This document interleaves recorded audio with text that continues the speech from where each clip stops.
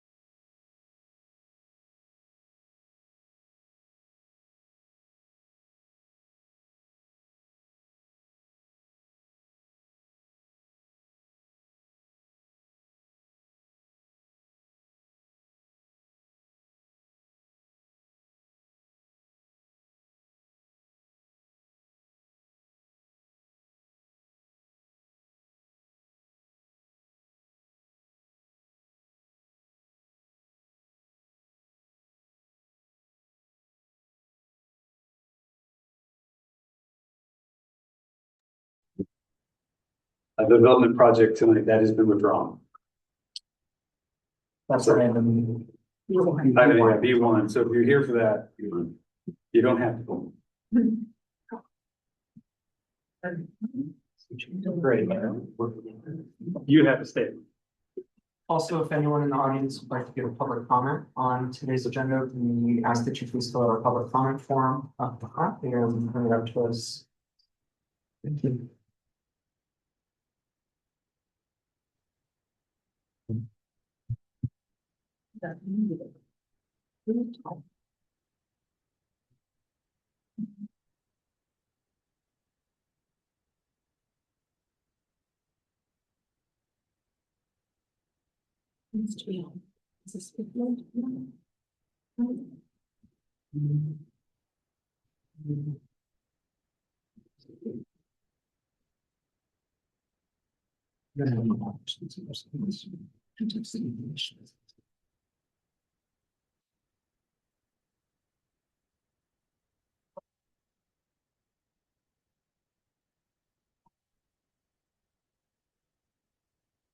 It's 5:30. Let's call the meeting to order.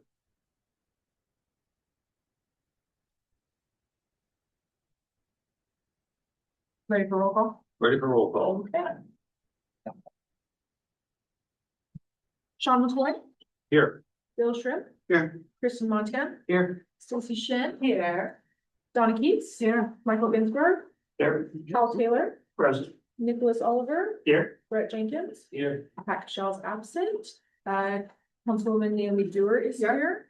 I'm staff liaison Kelly Shy, and this is agenda manager Tyler Shaw. With that, we have a quorum, the Ward 2 Neighborhood Advisory Board. Thank you. Now's the time for public comments.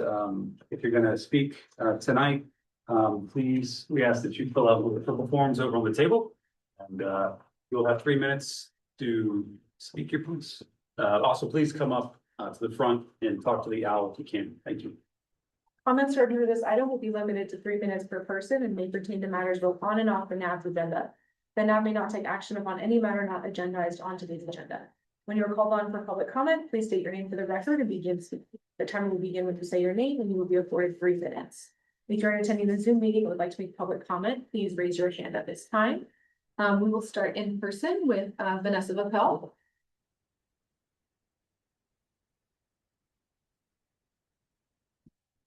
Yes. Good evening, everyone. I'm Vanessa Papel. I just wanted to introduce myself. I'm a current candidate for Reno City Council Ward 2. I'm a pharmacist, so I'm Dr. Vanessa Papel, but I joke and say I only make people that I don't like call me doctor. So a pharmacist, a mom, your neighbor here in Ward 2, and live up Boston and Savita. And I worked for the VA for about 13 years, so I haven't been very engaged in politics, but Patch Act prevents you from really putting a foot forward there. But lots of experience in complex government systems and hoping to bring that and some critical thinking skills to our local government. Thank you. Thank you. I don't have any other forms in person or anyone with their hand raised online, but if there's anyone else here who would like to have a public comment. So, no, Chair. All right, we'll move on to item A3, approval of agenda. Keith, for the record, I move to approve the agenda. Bill Shrew, second. Can you note on the record? Yeah. Just for discussion on this one, I just want to point out that item B1 has been withdrawn. So we'll not be discussing LDC 26-00064 this evening. That was withdrawn by the applicant. And with that, I'll entertain the motion. We already had the motion. We didn't modify the motion. All in favor? Aye. Okay, item A4 passes unanimously out of the way. A4 approval of minutes. Mike Ginsburg, for the record, I move to approve the minutes from March 17th, 2026. Bill Shrew, I did find one thing on there. On the guy who read that. All the way through. Especially when it has my name on it, it says I lived in a place I didn't live in. Oh, okay. So there's I forget the item it was under, but it said I lived near the area. Yeah. I was not concerned. I do remember somebody living there, but it was not me. Okay. But other than that. We can take it off. Callie, let me send it to you. Approved as amended. Yeah. I'll upload the amended version. And for the record, this is Hal Taylor. I was not present this meeting, so I'm going to recuse. Yeah, this is Nick Oliver. I will also recuse. This is prior to my turn. I'll probably do the same thing. For the record, this is Brett Jenkins. I'll recuse as well. Prior to my turn. A lot of people didn't watch it on Zoom, I guess. Okay, so we've got motion. Second. All in favor? Aye. Okay, motion passes. Item A5, cancel liaison report, please. Yeah, thank you. Thanks everyone for being here tonight. Good showing on the NAB. Those I haven't met, I'm Naomi Dewar. I'm the Reno City Council member for Ward 2. I'm in my 12th year. I have about 6 months to go. Oh. I know. And I will miss it. It will be bittersweet for sure. But I wanted to, in this part of the meeting, do first two things. One is I want to introduce our new NAB members. So we have Brett Jenkins and we have Nick Oliver, and I'm going to ask both of them to introduce themselves. Just a little bit of background about you. I know you'll want to meet everybody else too. You can see their nameplates, and I hope everyone will go up after the meeting and introduce yourself to these two fellows who are joining us. And why don't we start with you, Brett? Sure. Brett Jenkins for the record. My name is Brett Jenkins. I've been in the community for about 6 years. Moved from Raleigh, North Carolina. And I've been doing project management work my whole career.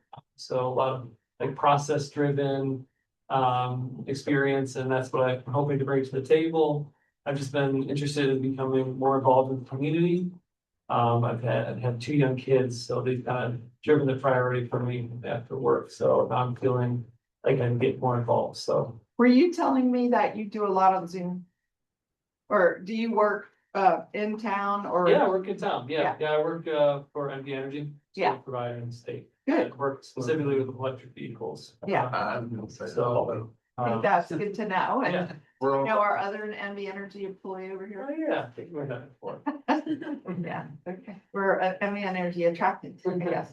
All right, well, welcome. Thank you. Just so everybody knows, before I put people on any boards and commissions that I'm liaison, I usually try to interview them. And I also try really hard to balance all our boards, whether that's male, female, or that's, you know, political parties, or that's occupations, you know, or no occupation, or whatever it is, throughout the 12 years, I've tried really hard, you know, to have an ebb and flow, so that we do have a good representation from our board on this NAB, but I'm also liaison to Urban Forestry Commission, same there. And to the Historical Resources Commission, same there. So, you know, and all the other ones I've served on over the years, which are many. So Nick, you wanna introduce yourself? Absolutely, and thank you for the invitation to join the NAB. My name is Nick Oliver. I work currently as an in-house attorney at Elevate, which is a nonprofit that administers actual energy programs as well, with utilities and states and government and local governments, primarily focusing on clean energy and energy efficiency. And then I also worked for the first 7 years of my legal career with state and local agencies, so representing staff primarily on municipal code violations and ordinances and regulations and things like that. I've only lived in Ward 2 for about 9 months now. My wife who actually joined us, hi Sarah, on the Zoom. We moved here from Boston, and we live off Shar, just sort of south of Plum. And really, so far, my favorite part of Ward 2 is the Steamboat Ditch Trail. I've been really enjoying it. And yeah, I just applied because I really wanted to. I work remotely, and I'm on video calls all day, so it's just nice to get out into the community and have an opportunity to feel connected to my neighbors and to feel connected to the issues before the city. So I really appreciate it. Interesting, when I interviewed Nick, he's like, I'm on Zoom all day long, and I want to get out with real people and meet people and talk about local issues instead of stuff in other states or other communities. And I don't know, that really moved me. So thank you. I also want to highlight the fact that we have 2 NAB members that are going to be leaving us. This is their last meeting. One of those is Hal Taylor. And then the other is Stacy Shin, sitting right next to him. And the rule these days is that you can have 2 back-to-back terms, and then you have to sit out for 1 year. And that is assuming that we have applicants to fill the seats. And so sometimes I have appointed people to a 3rd term. If there isn't a pile of applicants ready to serve, then it's my ability. I have the ability to waive that requirement. In this case, we do have a number of people that want to serve. And so, I'm letting new people come on. We're gonna miss both of you deeply. I wish we had thought to like throw a little party. But anyway, your service has really been great. I really appreciate both of you very much. Well, and it's been a really interesting process. See, A, what the process is, Yeah. and B, looking at those issues which come up again and again and again, so we can successfully interact. So it's been a great experience. Thank you. Got it. We can come back in a year. Yeah, you can come back Well, next yeah. So then the other thing I wanted to talk about is, we have council tomorrow. And one of the big topics is data centers. And we have been requested to have a meeting about data centers for quite some time. And it got delayed. We were gonna have a special meeting about it. It got delayed. Then the day that we actually planned to have it, the legislature decided to have a full day on data centers. And this was about 2 weeks to 4 weeks ago. Don't quite remember, but they talked about everything from the energy for the 3 of you, to the water use, to the location, to sound, to need, to tax abatements. They covered the world. And we have had so many people interested in data centers that I expect a fairly decent crowd tomorrow. I don't know what that means really in terms of people that show up. I've already received quite a few letters over the whole year, frankly, and then of course, a couple in the last couple days. Both pro, like we got to keep data centers at all costs. It's critical to our economy, fill in the blank. To, we have to be super careful in terms of water use, energy use, noise, location, and the fact that they have very few employees generally to the size of the building. And we're giving them tax abatements, and then a subset of people are actually calling for a moratorium while we develop new ordinances. And we have done that before. I believe it was on signs. It was quite a few years ago, but it was during my term. And it was a hotly contested issue. And the concept was, well, we should halt, let them stack up if people want to come in and apply. But we should halt processing them until we have new rules in place. And I just want to add that the Truckee Meadows Regional Planning Commission governing board and the commission itself have been also working on this topic. All the agencies support the Truckee Meadows Regional Planning Commission and governing board. And we have tasked our director, who is a PhD in geography, and he's outstanding on researching things and aggregating data. And they have extensive online databases that they've shared, mostly produced in GIS formats. And he has been collecting information about data centers and posting it on their website. And we've asked him to take a lead. I think he may participate in the meeting tomorrow. I haven't been involved in setting it up at all. But prior to now, over the last year, I have attended a number of meetings on data centers. I would have been at the legislative meeting, but we had council the same day. So, I have my first priority, and you can watch online. Anyway, can't comment. Yes, Bill. Sorry, Bill, for the record, Bill's for the record. As a practical nature, what levers of influence can the city have? 'Cause it seems like a regional thing. Mhm. So I imagine there's lots of input coming. But, from a real practical nature, what Yeah. exists that the city can utilize to influence the outcome one way or the other? So it's a great question, which is, we all know that these kind of activities, no matter where they're located. So a lot of them are located out in Story County. No matter where they're located, they have regional impacts. And I'll just use one, since we have 3 people in energy field at a minimum. Energy production. Some of you may have seen that MV Energy announced, has actually sent a letter to many communities in the Lake Tahoe Basin, that they were no longer going to be able to provide electricity to the Lake Tahoe Basin. They got to go get their power somewhere else. So, okay, like they're putting them on notice with a year notice, go figure it out. I also know that the Ormet geothermal plant exports all their energy to California, to my knowledge. None is used here in Nevada. So part of that is that California has maybe stricter laws about having sustainable or alternate energy sources that are not oil, gas, and traditional energy sources. So in terms of what the city can do, so first of all, at the state, they do have a tax incentive. If you're a data center today and you meet some certain criteria, you can get a tax deferral, which is actually a waiver for a certain amount of time. And that will, I'm sure, get presented tomorrow. So we're not going to touch that, but many people in Reno have said they don't think that a tax abatement is appropriate because these data centers don't have a large employee base. They usually have 8 to 15 at the max, depending on the size of it. That's not very many, and it's multiple, I don't know whether to say millions of square feet is probably the best way to put it. They can be extremely large. I've toured a number of them out in Story County and actually in Washoe County too. So there's Apple, I've been at Switch, I've been at, so they're all a little different and they do different things in terms of water use. So what some of the things that we can do, and Tom was already involved when I speak of water, is that Reno, Sparks, and Washoe County electeds all serve on Tumwa. Okay, and one of the things that we brought up probably 2 years ago was, should Tumwa have a role? Should all they do is evaluate the water use, and can we or can't we provide, much like maybe MB Energy might? Or should they have a policy role in that we're not going to encourage or supply water to very large users? An example might be a bottling plant.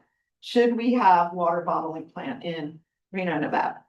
Since we are the driest state in the nation, since we do have periodic droughts, since we have managed pretty well up in northern Nevada versus southern Nevada to be able to have backup reserves and so on and so forth with reservoirs.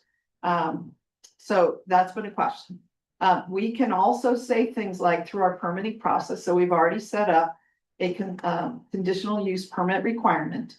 But what we haven't done is put criteria there. Okay, you have to come in and visit the staff. But what do staff have to say or do? Looking at it. There's no criteria today about it. Like, it doesn't say bring your own energy, which a number of states have done. they have said, sure, you can have a data center, but you better bring your own energy. And that could be alternate energy, that could be nuclear, smaller nuclear plants, that could be go build a traditional power plant.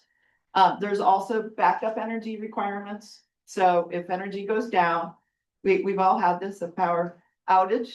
Well, they gotta keep running. What's their backup energy source? Many of them use diesel generators that are very big and very noisy. So we have ability to talk about that, about noise, about electricity or energy. We can talk about zoning. Should all the data centers be in a certain zone? So if you grouped them together, you could maybe bring in reclaimed water for them to use, or you could run a major power line, a trunk line, a major distribution line, to where we don't have to have those lines all over Reno, Nevada. We could all have them in one corridor. So there's a lot of things that we can do in terms of the site and the operational impacts to our community. Traffic for a change is not going to be one, because so few employees, but disposal of the equipment is one. And some of you may know that about 8 years ago, I started hazardous waste and electrical waste recycling, because our waste management does not do that, and they look at alternate providers for that. And I started doing it on a community basis, and I do plan to do one as kind of a final gift to the community in October, right before I leave office. But that's the kind of thing that we can do locally. So there are many things. It's not that we are foreclosed, but the issue has been at regional planning that we'd like to do it generally together. And however, it's also come up that we should not halt because we can't agree. So if we and Sparks and Washoe County can't agree on, let's say, a regulatory scheme, then we should not just not do one. We should do one. Yeah. And in fact, I guess Sparks had already talked about a moratorium months ago before we, it hasn't even come up at Reno, but I do suspect it. I've already got letters about it in the last few days. So I'm sure some member of the public or somebody will speak to it. That's probably the big issue. We've just had our CFO walk in, and she's going to give a presentation, but we will be discussing the budget tomorrow, and you're getting a preview of what will be discussed, what's the city's financial status. And I think the news, to kind of steal her thunder a little, was pretty good. It's definitely looking better than it was. People may remember it was advertised that we had a $24 million shortfall. We have been able to close that gap, both with some ongoing revenue. So it's not just for this year, but these are sustained ongoing revenues, and you'll hear about it, such as the waste management franchise fee as an example. At the same time, there are ways that we're supplementing it with what we call one shots or one-time money that we happen to have now that will help us close the gap. But right now, a requirement of us is that we have to have a balanced budget. You cannot close the year and be in the red. So if that means freezing positions, laying people off, delaying capital projects, whatever it means, we have to do it to make sure that expenses don't exceed revenue. We must. Not everybody must. Lots of groups are not under that requirement. Cities are. Okay. So one way or another, we were going to close it. The question is, could we close it? Could some of the decisions that we make be sustainable and carry over to future years? Also, how are revenues trending? And you'll hear from Vicki about some of current events and how they're affecting our budget. The fact that we still have to buy products and the price of oil and gas has gone up, right? So we have to suck that up and deal with it, and probably next year too. And there are other, and she'll get into them, regional and national and international impacts that we have no control over, but we have to cope. So, any other questions? Isn't the Legislative Council Bureau, the BDR thing, isn't that on the agenda tomorrow? Or not? It's not? Could you be more precise? Do you have our agenda with you, Tyler? Tyler's gonna pull up the agenda. It's not on. What are you referring to? The BDR request that you guys do, so the. Oh, Legislative that's Council Bureau- usually in the summer. No, in July. Yeah, it's usually in the summer, and we have to, what she's referring to is, in the summer before the legislative session, we have to determine if we are going to use the two bills that we are allocated or not. 1, 2, or none. Last time we opted for none. I don't know what will happen this year, but, part of that is driven by, right now, there's a meeting and, a group meeting that is called the Charter Committee. I guess that's what I was thinking. Oh, so the Charter Committee, what is a charter? The charter is the thing that drives how we're organized. Some things we must do. It's approved by the legislature, and I'm gonna remind you all, if you don't know this already, that we are what's called a Dillon's rule state versus a home rule state. What does that mean? If you're a home rule state, you have the ability to make laws and do things that are unique for your community without the legislature saying, without having to ask the legislature, mother, may I? If you're a Dillon's rule state, which we are, we can only do things that the legislature specifically allows us to do. We are children, they are the parents. And so everything we do, let's say we have a brand new idea to fix a thing, but there is no legislation that addresses that thing.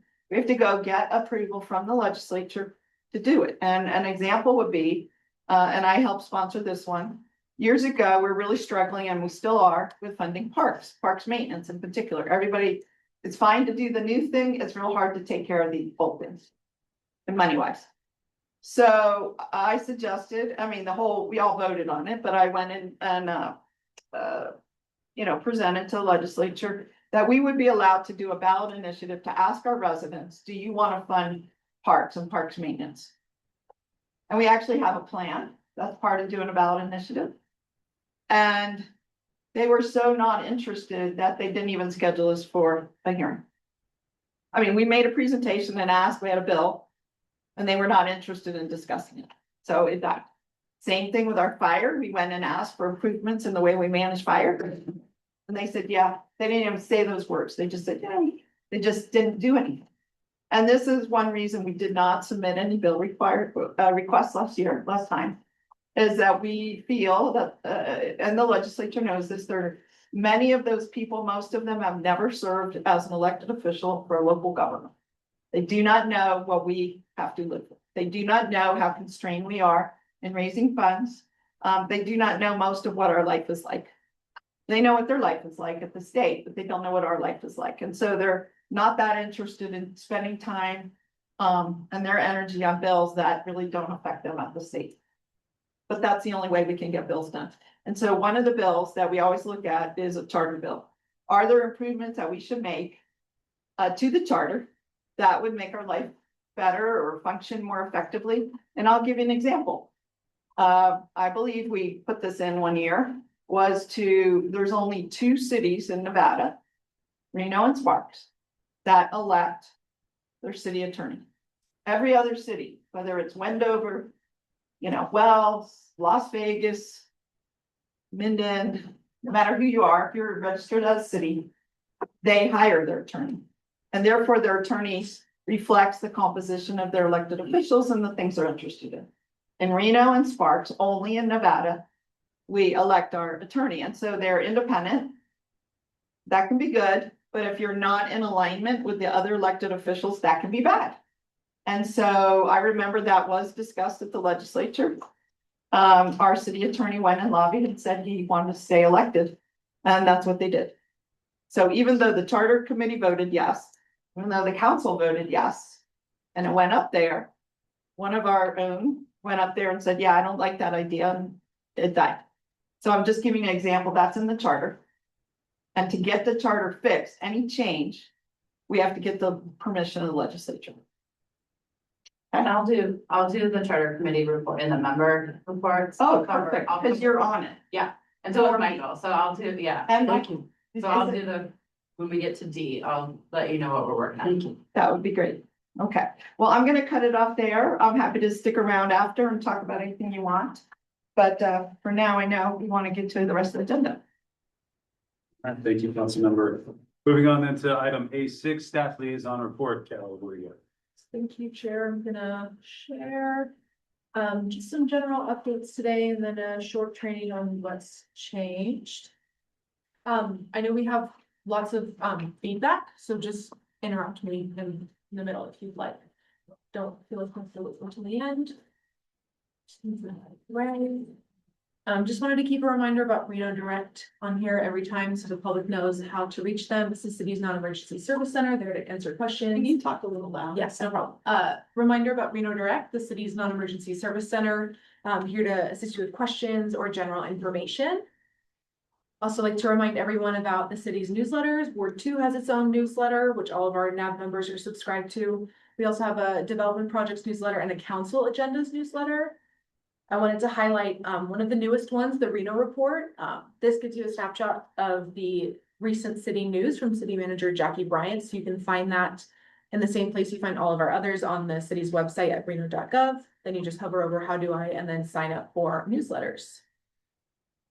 Staff wanted me to pass on an event coming up, the Bike Safety Expo. It's happening, I should say, Believe Plaza, on Saturday, May 9th from 10 a.m. to 12 p.m. So if you want to learn more about e-bike safety, you can go and check it out. City of Reno will be there as well as some other vendors, and it's free and open to all ages. But only 2 hours. 2 hours, yes. Okay, now we're just gonna get into some board and commission updates that happened at council at the end of March. To give you an overview, the board and commission resolution was established in August of 2025. At that time, council requested that it be brought back after the boards had some time to operate under the new rules. At that meeting, council approved the changes listed on this slide, including some administrative updates, defining terms, meeting time limits, chair and secretary rules, and some NAB specific updates. So the first administrative change was allowing for some flexibility. So with city manager approval, boards can now meet more than 12 times per year. From the previous resolution, you might remember that any member with 3 or more unexcused absences can be removed from the board. The updated resolution defines unexcused absences as a failure to attend a meeting without providing notice to the board officers or the staff liaison at least 72 hours prior to the meeting. So Kristen, as our secretary, or anyone else who serves as a secretary in the future, if you're having trouble reaching someone, just let me know so we can just keep that in mind. But at the end of the day, the council liaison makes the final decision to remove anyone from the board. So we won't be doing that as a surprise. Everyone here will be very happy to know that we are no longer constrained to 2-hour meetings outside of City Hall. Now all board and commission meetings are limited to 3 hours unless an extension is approved by the city manager in advance of the meeting. So that also includes meetings that are held at City Hall. The new resolution also clarifies some of the chair's abilities. While the chair is responsible for managing the flow of meetings, they're also able to impose some time limits for presenters, public commenters, and board members. This is not something that has to be implemented every time, just something, especially if we have a really contentious item, we have lots of public commenters, we want to make sure we get to everyone. You are able to limit public comment to a minimum of 1 minute and 30 seconds for all commenters, but this would have to be applied equally throughout the night to anyone who makes public comment. Chairs can also set discussion limits for board members. These rules mirror those of the city council and allow for open and fair discussion for all board members and the council liaison. And lastly, the chair has the ability to call agenda items in any order, and any changes should be made during the approval of agenda item. Some updates to the secretary role. We just clarified what happens if we're struggling to select a secretary. So in that case, the secretary duties would fall to the chair, then the vice chair, and then we would go down the line of regular members alphabetically by last name, but hopefully we don't ever run into that issue. For now specifically, there were only a few changes that were made. The resolution requires that all boards and commissions establish bylaws. We removed this requirement from the NABs because it would be a lot more difficult to administer the NABs if all 6 had different rules. So we just like to keep those the same. The NABs just follow the rules established in the resolution. And lastly, the resolution creates a 72-hour deadline for project review worksheets. This change was made to make sure that we're not waiting on a single member to provide comments. Previously, we kind of had arbitrary deadlines for each project. So we still want to make sure your comments get to the right place. So if you're submitting some feedback after this deadline, be sure to send your comments directly to planning staff or the planning commission. I'm happy to connect you with staff.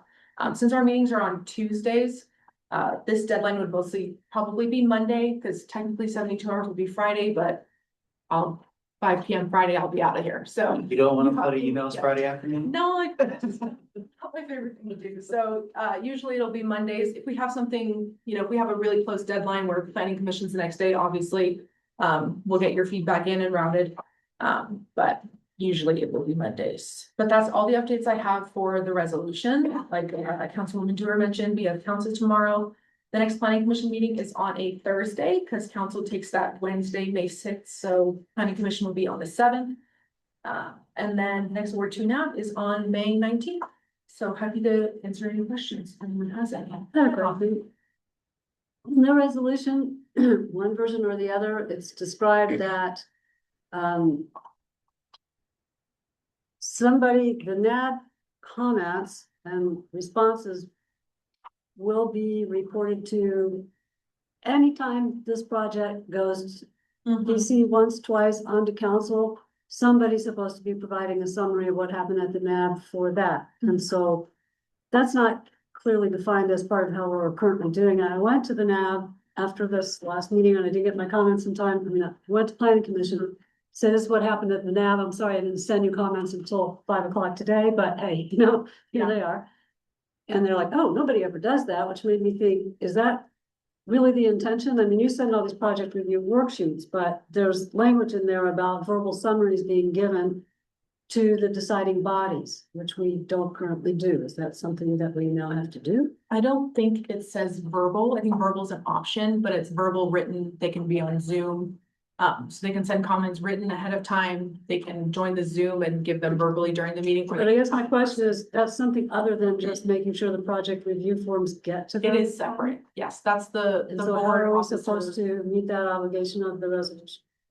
I'm gonna jump in here. It's my understanding that before you leave, Sean, as the chair, would discuss that with the vice chair and the secretary and make sure one of them can make those comments, but if they can't, I've seen him ask other people to make the comments. Because it implies it's for the life of, so we do this, we get our comments, it goes to PC, eventually all those comments get buried by the time council's hearing that part of it, so it's in the packet of all the other 100 letters of people who have something to say. That's And so is somebody then supposed to be from here going to council? Let's ask Sean. How's it work? Sean McCoy for the record. I have just taken it upon myself to provide the summaries. There have been a few opportunities, I think, where members of the NAB have come to me and said, this is important to me. I'll do the summary. And it's distinct from a member going down and saying, hey, I was at the NAB. This is my opinion on this project. And I believe I've seen you do that. It's hey, the NAB had a meeting. This is what was discussed. This was the pros. This was the cons. These are the concerns, without providing an opinion one way or the other, essentially just saying, this is a summary of what the NAB did. Probably because they recognize nobody's watching the NAB meetings or nobody's reading the minutes. And so we're kind of providing that snapshot. So you're currently taking care of this? I have been doing this. I will not swear under oath that I've done for every item. Because part of my frustration has been, is that even being reviewed in process? Or is it just another level that it looks like we're doing something in the record because it is included? You guys are doing a fantastic job of making sure it's there. But it's not being recognized by anyone. We're not saying. Recognized is to be there I don't disagree with that, and say it, but podium, I don't otherwise think- it's like, air. I don't disagree with that, but I don't know that we're gonna be able to mandate that somebody from this NAB go to every meeting. And I had the same concern about the language that said every future on this, right? Yeah. It's not feasible. Like that. And I think that's probably just the way it was worded, as opposed to coming to, us and saying, hey, does this make sense to you? I think just worded that way. My expectation is if I prepare a summary or Bill prepares a summary from an item here tonight, or any night, and we submit it to PC, that's that. And if the matter then comes before city council, that summary should also move forward automatically to meet that requirement. If it is an expectation that we are going to continue to create new summaries every time, that's a conversation we should be having with the See, city. that language just needs to be modified the next time you can make a little change to that resolution, because my impression was somebody, we had some sort of spreadsheet to follow the dang thing all the way through till wherever, till it's retired, approved. I think once it's submitted and it's part of the packet and you don't have to do a new one. Right, but that's not the way the language. They may want to amend it. Let's say that there was a sense of the NAB, 100% unanimous, it should be approved. Or 100% unanimous, it should be denied. Then, and let's say a planning commission does the opposite. You may want to modify your remarks and say, let us reiterate. It was our opinion at the NAB X. Right, So, I'm just saying the way the resolution is worded, maybe could be. so Bill Shrimp, I'm gonna do this so that. Some bad memory. Bill Shrimp, so I just, a clarifying question for my own edification, the sheets that we get per project, that's more of our take on the matter at the time, than our take. What Donna and her chair Sean are discussing right now is more of a summary of, or a summary evaluation of the comments and feedback that was received and delivered. Is that generally? Would it help if when you send in your comments, you also copy the chair? And that way it might make it easier, I don't know, for you to do your comments. I absolutely, but I mean, I think the timeline was also, Sean McCoy for the record, the timeline was also a little concerning with the 72 hours. You're waiting for the minutes, you're waiting for the comments. You know, the idea of trying to summarize, you know, was a little bit difficult. It's like, I cannot wait for the minutes. I just have to watch the Zoom meeting over again. Oh, And so that's what I was doing, listening to the Zoom meeting again, looking at my own notes, and then trying to summarize that and provide it to council. Or the commission as it were. You know. look, and- I'm gonna be honest, I think that the NAB comments should be compiled and should be right behind the staff report. Before any other document, so that they can find them very easily and they're not buried 50, 60 pages behind the staff report. Because I think many people reading these things get to the staff report, maybe look at a little bit other things. But I really think they should be set out in a separate category called NAB comments. And then they can have public comment, and then we can have the ancillary additions. But I think that would at least help highlight them too. We had two items on last month's agenda, I'm sorry, Donna Keats said, Donna Keats for the record. The two items, major deviations on last month's agenda presentations here. Bill submitted, I saw comments from Bill, his project review form on one of them. I didn't see any project review forms on another one of them. And on that one, in my comments, which everything was submitted late after last month. So I sent it directly to the PC and to all these other people, but I actually said 11 people spoke. These were their major issues, blah, blah, blah. And then all the rest of it was like, well, this is what I think. Right. So I summarized it because That's I didn't great. see any other NAB comments that went in. So and I maybe don't there know- aren't any. I don't know if people are handing them in. I'm not the Maybe there monitor. weren't any. I mean, I really don't know, but I didn't see them and I only saw the one from Bill on the one item. So I was just wondering how that was supposed to work, which is part of the reason I've been being vocal, like, well, here's what happened and you guys are pretending like you want to know what happens at the NAB. So let me remind the NAB members of their duties, which is to fill out these comment forms. You can do it at the meeting. You have up to 72 hours to send it electronically. And it goes to the planning commission. I think it could help to go to either Callie and our chair, so then Callie knows who's handing them in and who's not, and our chair has a better feeling, you know, of how to summarize. That would be an improvement that we can adopt without changing any resolution or anything, and so it's something to think about, but that is one of your jobs here. And I know it can be difficult, but that's the job, right? So unless you're not willing to do that job, then you don't have to serve, you know. Nick Oliver for the record. Do we have an example of one of those? Yeah, I do too? have one, yeah. I Okay. don't have any projects tonight, but I can show them to you. Yeah, after the meeting, if you don't Sure. mind. Yes, Sure. and then since we have new board members, there's a digital version and a form version. Okay. So I'll make sure to send that out to the board. And isn't there an onboarding for new NAB members? It's in the works. Still in the yes. works? Yes. But in the works, are you gonna do it anyway? Like, are you Yes. having verbal sessions? Yeah, we'll reach out and talk to you about the specifics of the form. There's also an onboarding video that we'll share with you that goes over some of the. Yeah, we got it. Yes. Okay, great. That onboarding video covers the basics of open meeting law, serving on a board. There's just a few specifics that will want the board members. And that was Tyler Trout, general manager for the record. And Bill, sure, as it relates to the form, you guys see them, you can do obviously whatever you think, I guess, but I've taken the approach of this section doesn't seem to apply to this particular topic. So I just leave that blank or empty and allow what does seem to be applicable, because it's a general purpose form for a lot of different purposes. But I find it really good just to give it to Callie when I leave, and that way I'm done. Yeah, and Sean, for the record, if you have thoughts about the form, please share them. When I've looked at doing the summaries, there usually isn't a lot of useful information. On the forms. This doesn't apply, or they contacted neighbor. There just isn't, I don't know if the form just isn't as finely tuned as it could be for our purposes.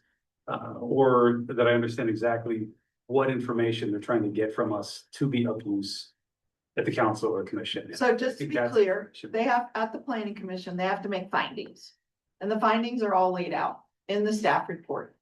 And they're standard, okay? These standard findings for master plan, amendment, a zoning change, et cetera. So the information they're looking for is information that will help them either make the findings or not make the findings. And that's what's most critical. And what I would suggest is that you send out those standard findings, you guys, to these members so that they know the kind of things that you should be speaking to.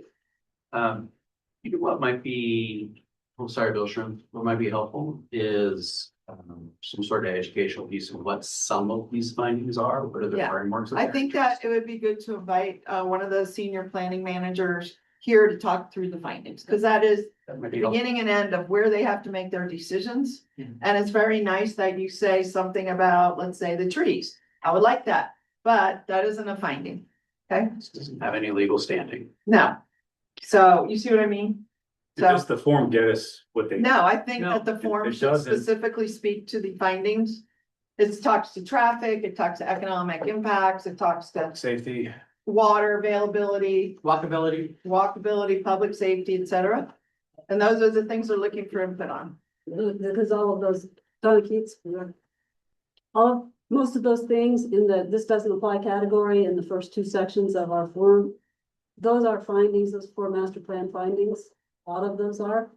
And so, you know, if it doesn't apply, it doesn't apply, and so you can't make that finding, but the compatibility, walkability, those are all master plan things, and then other things are also findings for different things, but there's different add-on findings for these major deviations versus zoning map changes versus that are all laid on top of the general findings for all things. So it's actually what you just said, it's kind of cumbersome to have them because there's a bunch of different But you sections. could have a standard, and then it could be for master plan, for zoning, Right, without exactly. being overly redundant. And that's what I usually do when I'm at council. We have a development project in front of us.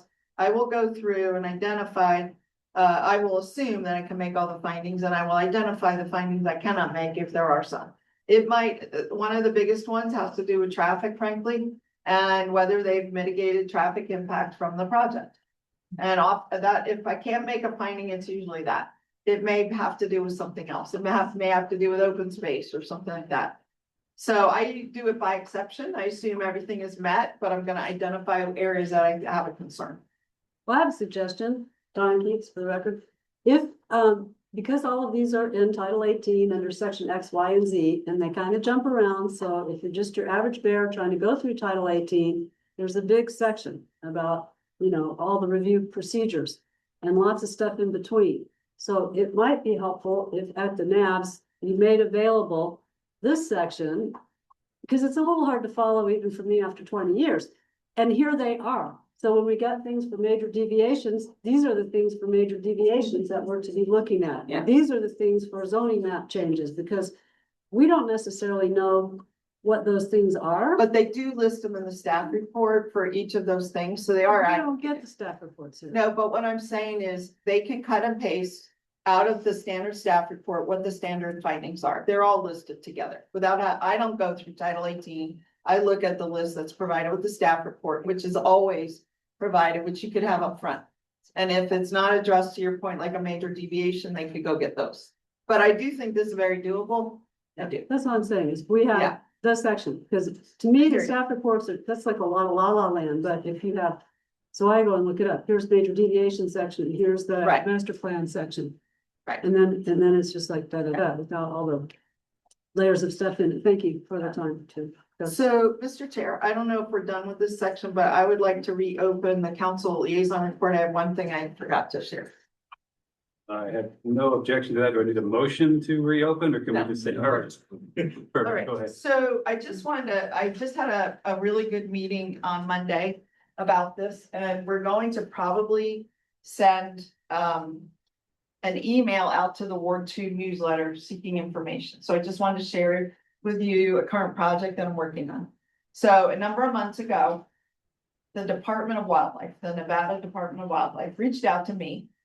They saw me testify at a meeting. They went, aha, there's a good person to talk to. And they didn't know they were picking just the right person because the issue that they were identifying happens a lot in Collin Ranch, which is now part of Ward 2. And it actually happens all the way down to here. And that issue is bears. Okay, so there are about 600 to 700 black bears in Nevada, and most of them are right here. About 450 of them are right here in our area. What's happening with climate change is that the hibernation season is becoming shorter. With drought and this expanded warmer times, vegetation is drying up more quickly. Bears eat 85%, they're vegetarian. 15% might be finding something that was killed or a mouse or even a mountain lion. They could find all kinds of things and eat them. They don't generally kill them. Berries, etc. So with the changing climate, the bears are being stressed and they're coming down from Lake Tahoe. So what is happening is they're getting into all the trash cans, right? And I only lived about 2 blocks from here, and not this winter, but last winter I had the bears come to my yard. I had a mom and 3 cubs come, and I have like 35 fruit trees. I have beehives. I have blackberries that are probably the size of this room. You have Costco. I am Costco for bears. Bear? And Bear? so the bears attacked my beehives, they destroyed them, I rebuilt the hives, I put electric fence around them. Washoe County, very few of us know this, so nobody knows this, but Washoe County has that if you have 2 incidents of bears coming to your property, you're required to get a animal resistant trash can. Nobody knows this, and it's not really enforced. Okay. There are about 200 people out of 80,000 homes that get waste management, so only 200 have animal resistant cans. Okay. But there are lots and lots of issues that come up. They love to go for the garbage. It's very high protein. It's very easy pickings. And only 200 people have bear resistant cans, which mostly work. So I've offered, they came to me, Naomi, can you help us? I got together with our communications department, with our sustainability department, and a few other departments, and said, what can we do? And we decided I could potentially use some of my council money to maybe have a grant program to get more of these trash cans out there. And with the money I have, I could get about 100 more of these trash cans, just paying the difference between what you already pay for a trash can and what the bear resistant one costs. And the people might sign a 2-year contract saying they'll keep it. Waste Management has reported no one that's gotten one of these has said, I don't want it anymore, that they work. They provided us maps, so we know where the bears are coming. They're all over. A lot of them go on the ditches and so on. So that's how they get down to places like this instead of up at Collin Ranch. Okay, so it might be appropriate down here. In fact, I do not have an animal resistant can, even though I had a bear incursion at my property. And so now I'm thinking about, I will get one. Anyway, I just wanted to tell you this. And what we were thinking about doing was doing an informal assessment for Ward 2, because virtually all these bears are in Ward 2. There's a few out of Verdi, okay, but much of Verdi is out in the county. And there are a few, and they go down to Douglas County. They were in almost every mountain range in Nevada. They've been extirpated, meaning basically done away with in virtually every mountain range in Nevada. They're not even in Jarvich, which is wilderness. The Arc Dome wilderness, they're not there. So they are here because they're up in Tahoe, they need forest. So I just wanted to share that this is something I'm working on. It isn't baked. It's a potential, and I'm looking at getting the county to also jump in. Maybe I could get 200 bear cams to match the 200 we already have. And I'm looking at waste management. Can they contribute monetarily, and any other organization to provide an incentive to get more of these in? Communities that have done it have had a big impact on the bears. And what's bad about the situation is that bears, they provide a whole overview, but they really help our ecosystem in a lot of ways. But when they come into people's yards, trash cans, or houses, people are like hating on the bears, right? Get the bears away, capture the bear, shoot the bear, those kind of responses. And so it becomes people against bears. And the Department of Wildlife would like to reverse that. And they would like us to live with bears instead of hating on bears. And so this is one way. So I just wanted to share, you're the first to hear about it. We just had our first meeting yesterday at City Hall. And NDOW came and provided a really thorough presentation on what the problem is. And I asked everyone, is this a city issue? Do we care at the city about this? And it turned out, for a variety of reasons, we do, for both public safety, for the natural environment is a big part of our master plan. And there's about 5 more reasons that they laid out. So I just wanted to share that because we may incorporate it into the next newsletter. I don't really know how the project's going to evolve, but I wanted to let you know it's a new and evolving project. Okay. Great, thank you. Thank you. That'll reconclude item A5. We do have a presentation tonight to get to, and I don't know if Yeah. you bear to wait anymore. No, So we'll get to item C1. I'm just glad my kids didn't hear that. They would be cringing in the corner. Well, cringy. It is way cringe, but that's what this does to me. Okay, so we have Finance Director Vicky Van Buren from the city here tonight. Hello. Good evening, Vicki Van Buren, Director of Finance for the City of Reno. It's my pleasure to be here tonight. I'm bringing you a very high-level overview of the budget and kind of how it works for the city. And then a look at what we're looking at for next year for the budget as we start building that. So hopefully it'll give you some good information and some insight on how it works for the city. So I'd like to start by talking about the finance department and really what our role is in the city.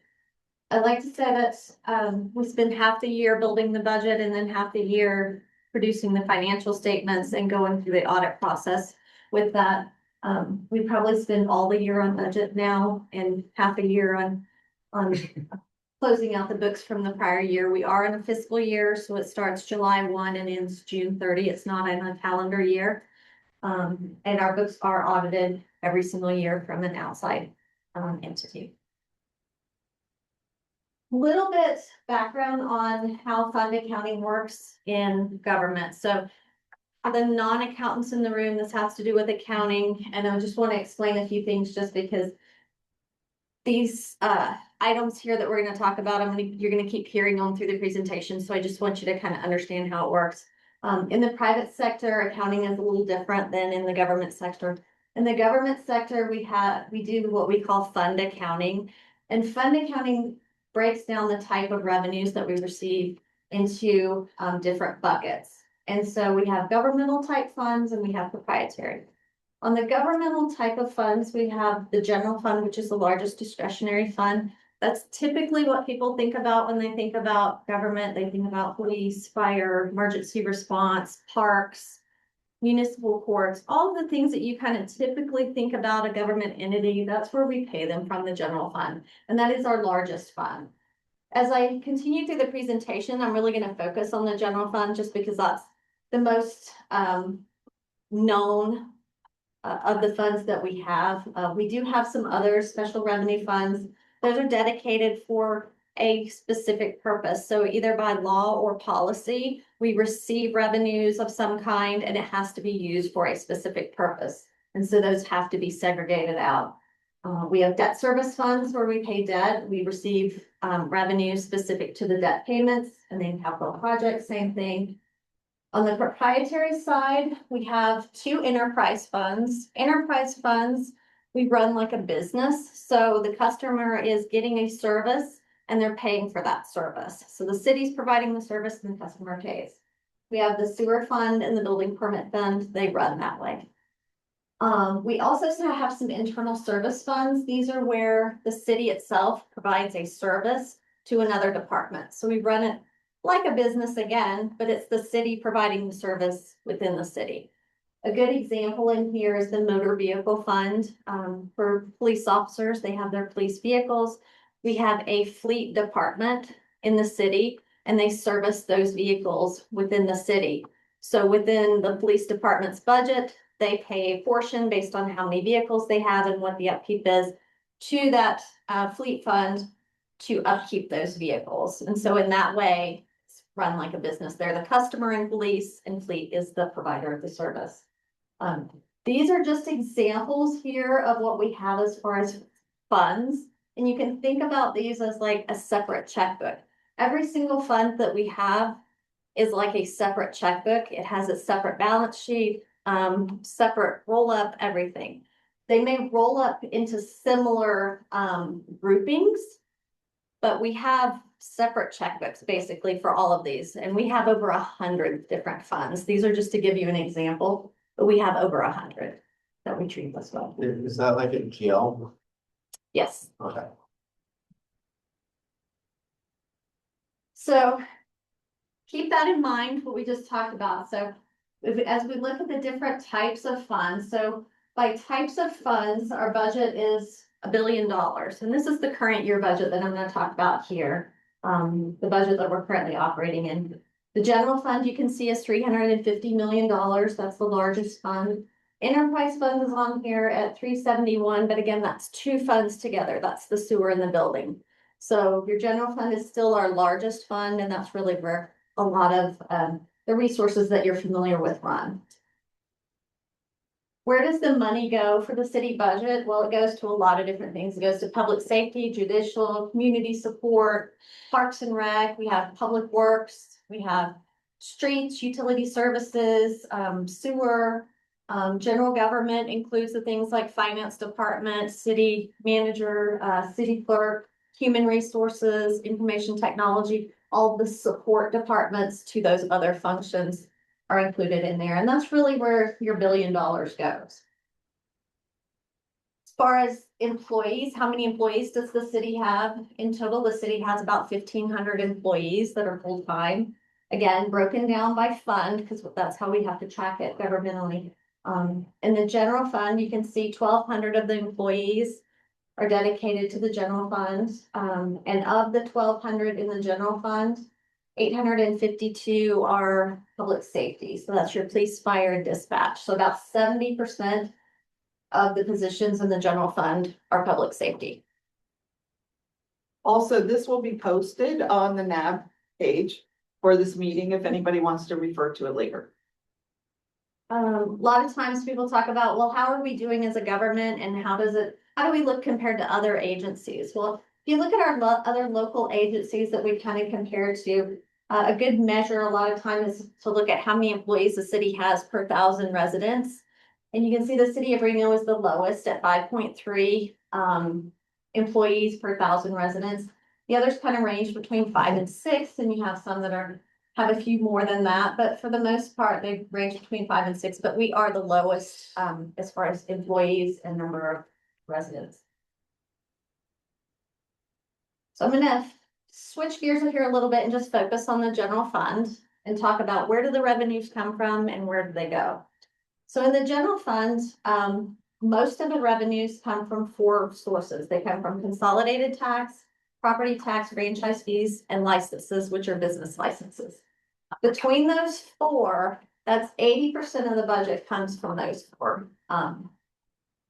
sources. Consolidated tax, you can really think of that as sales tax. It's several taxes that are together. Liquor, cigarettes, some real property transfer tax. There's a few others, but the majority, 90% of what's in consolidated taxes is sales tax. And so it's going to fluctuate based on the economy. So it is very volatile. Property tax, we get 28% from that. Together between C-tax and property tax, you're looking at 60% of the budget comes from those, and that's not something that we dictate at the local level. That's set above the local level. We get what we get from the distributions. It would have to be changed legislatively to change that. Franchise fees about 11%, and then licenses about 9%. So again, 80% just comes from those four. Historically, I just want to kind of focus on C-tax. We've had some challenges balancing the budget the last few years, and so I want to kind of focus on why that is and what has happened. A lot of times people say, oh, did we fall off a cliff? No, we didn't fall off the cliff. Neither did any of the other agencies around us. They're all experiencing the same thing. And really what we're experiencing is slow revenue growth, but inflation that continues to grow and grow and grow.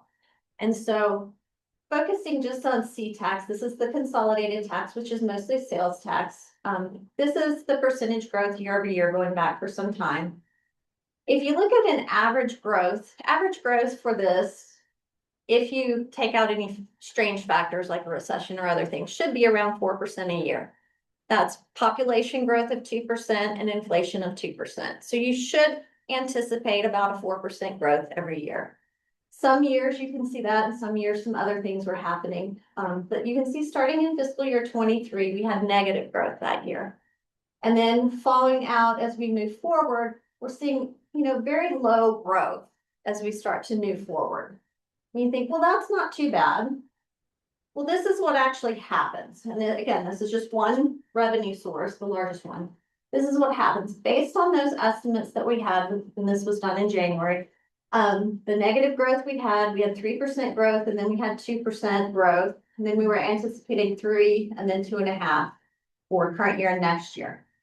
The darker bar shows you what were either actuals or what we were estimating, and then the light gray bar shows you what the growth would be if we continue to have 4% growth every year, year over year, and so it continues to grow. The difference between those bars, that shaded area there in the kind of pinkish area there, that's what we're missing year over year. So like, for example, in fiscal year 24, we got 1.8 million, and we would have gotten 7.7 if we were continuing to grow 4% year over year. If you add up that gap over a 5-year period, that's almost $40 million. This is one revenue source. Doesn't look like that big of a problem on the bottom. It's a very big problem, not just 1 year, but as you move out into the future. So that was one revenue source. That was consolidated taxes. Well, franchise fees and licenses, 2 of the top 4, those also have slow revenue growth or negative revenue growth. So franchise fees had negative growth in fiscal year 25. And then business licenses really kind of flattened. So these are the top 4 revenue sources, and 3 of them have slow revenue growth. So this is what is creating the challenge as we continue to move forward. Inflation, if you know how inflation works, inflation comes in, prices go up on things, they may level out, but then they'll go up again and level out. They never really go up and then go down. That's not how inflation works. And so that's creating the challenge that not only us, but pretty much every local government is facing. It's not just, you disrupt the momentum, and it's not just a current problem. So yes, we solved the budget and we balanced it 2 years ago, and we balanced it last year. Well, we continue to have the problem because you can't solve it in 1 year. We've lost the momentum of that revenue growth, and you're not going to catch it up in 1 year. It's gone. We're back to a certain level, and we have to adjust to that level. So for that reason, it's not a short-term challenge. It's not a short-term, we're going to solve it this year and we're done. This is a long-term challenge as we move forward. There's 3 solutions. We can reduce expenses, we can increase revenues, or we can do a combination of both. Those are our 3 options. We don't have any other options. On the expenditure side, when we balance this budget that we're in the current year, we had about a $25 million gap. I'm gonna skip back for a second, so I didn't highlight it here. We used some one-time funds that we had to bridge that gap of $10 million, that red piece that you see up there. The other piece of this is we made reductions of $16 million. So the 10 million in one-time revenue and the $16 million in reductions, that's how we bridge that $25 million gap in the current year. We have a similar gap in the budget that we're building now for the same reasons that I just talked about. We're doing a lot of these same things, reducing service and supplies, maintaining frozen positions. We actually had 20 frozen positions in the current year budget, meaning they're not budgeted, not filled. And we've frozen an additional 8 during the year. And then we're proposing an additional 8 with next year's budget. So there'll be 36 frozen unfunded positions going into next year. The reason for that, you can see over here, salary and benefits is 81% of the budget. There's not much space to go anywhere that you're not going to be impacting people and staff, because our budget is so people heavy. And it's people heavy because we are a service organization, provide services to the community, and that's where really our costs go. So what are the priorities? You know, council's always said public safety and safe community. That is council's #1 priority every year. Looking at the budget in total of the $321 million, 64% is public safety. Really not, I like to say that that doesn't necessarily represent everything public safety, because that's just their departments, but they can't exist without information technology, HR, civil service, finance, you know, all of the support departments. So really that number is much higher than the 64% represents here. And same information, but just on a different chart for you. So I like this one just because it really shows the bulk of the budget and where it's going. You know, police, fire, dispatch, and then your support services are in that general government, because they can't function without what we do. You know, and then there's a little bit bigger piece for Parks and Rec, you know, compared to the others, but that's where the bulk of the budget goes, and that's where the priorities are. Are we investing in infrastructure? Do we do capital projects? Because how can we be doing anything if we don't have any money? Well, thank goodness we have money that, you know, is earmarked for certain things. Like we talked about the funds. We have sewer funds that are paid by sewer customers dedicated to sewer infrastructure.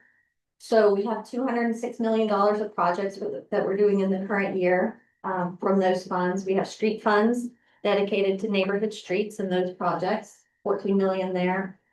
General capital projects have a lot to do with parks maintenance and building maintenance of facilities.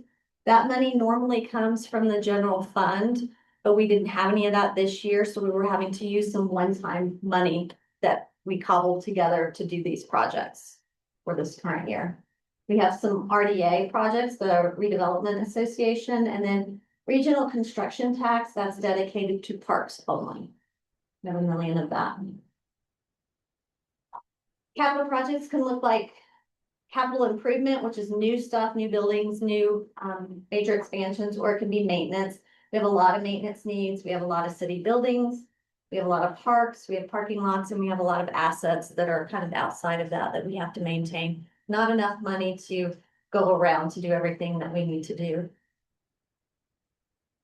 Debt, talk a little bit about debt, because this often comes up. How much debt do we have? Well, 2009, we were at a high for debt. That was about $625 million on the chart there.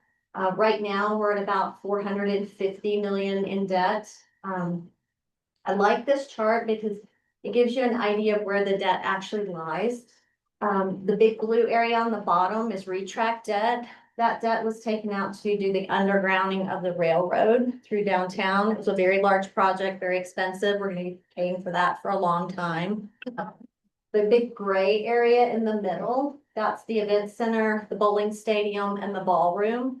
And so between the gray and the dark blue, those are the really big projects that were just very expensive to do, and that debt will go on for a long time. And that's the majority of the debt that we have.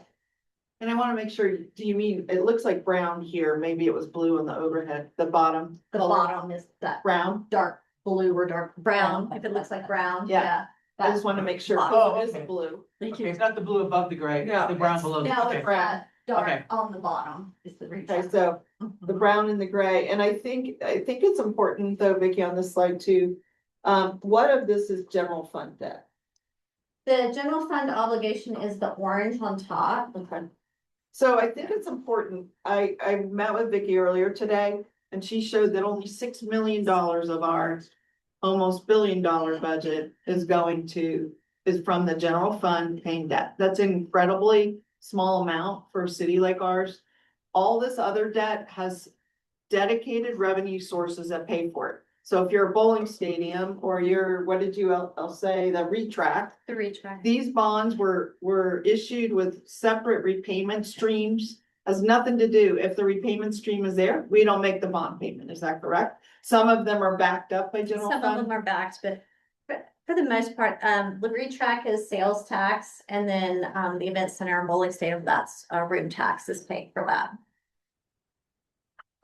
Bill Shrimp, so why is there, what appears to be a surge in, I think it's sewer obligation debt in 26? In 26 So the blue band, this year, yeah, there is a surge. We're actually issuing on Thursday $70 million of American Flats sewer bonds. okay. And this is for the American Flats project, the advanced purified water facility that will be repaid through sewer user fees and sewer fund.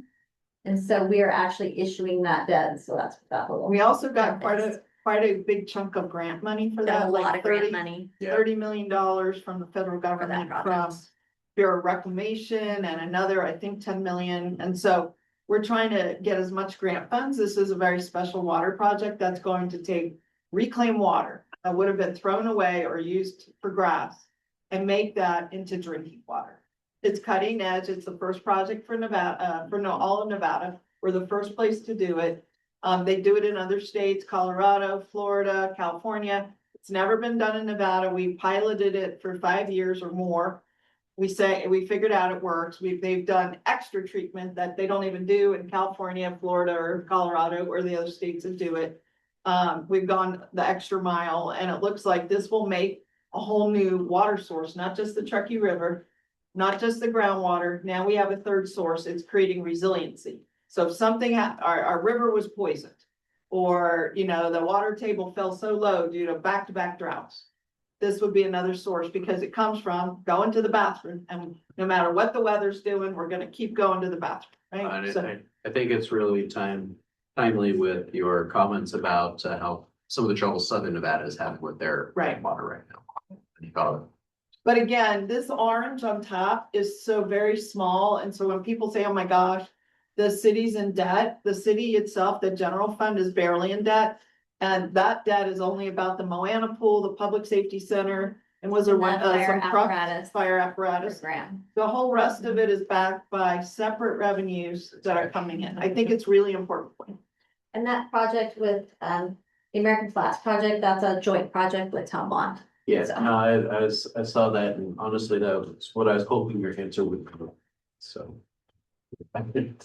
Same information, just on a different slide, because I like the scale of this, because it really gives you the look at, yes, we are paying down debt, because we're often asked, are we actually paying down any of our debt? Yes, because you can see in 2009, that was at 625 million. And we've paid it down, and we've taken out debt and paid it down. And that's really the flow that you should see, that ebb and flow as we pay down debt, and then you do a new facility or a new large project, you take out debt. This blue, or does that one look blue? Purple, okay. It's supposed to be blue. That's the advanced purified water. That's at 70 million, because once that's issued, just to be clear on this slide, so. Bond rating, really important to the city. We're at the AAA rating. We're in that high grade rating now. We've gone up about 3 rating rates since I've been with the city 10 years. And we've moved up about 3 times since that time.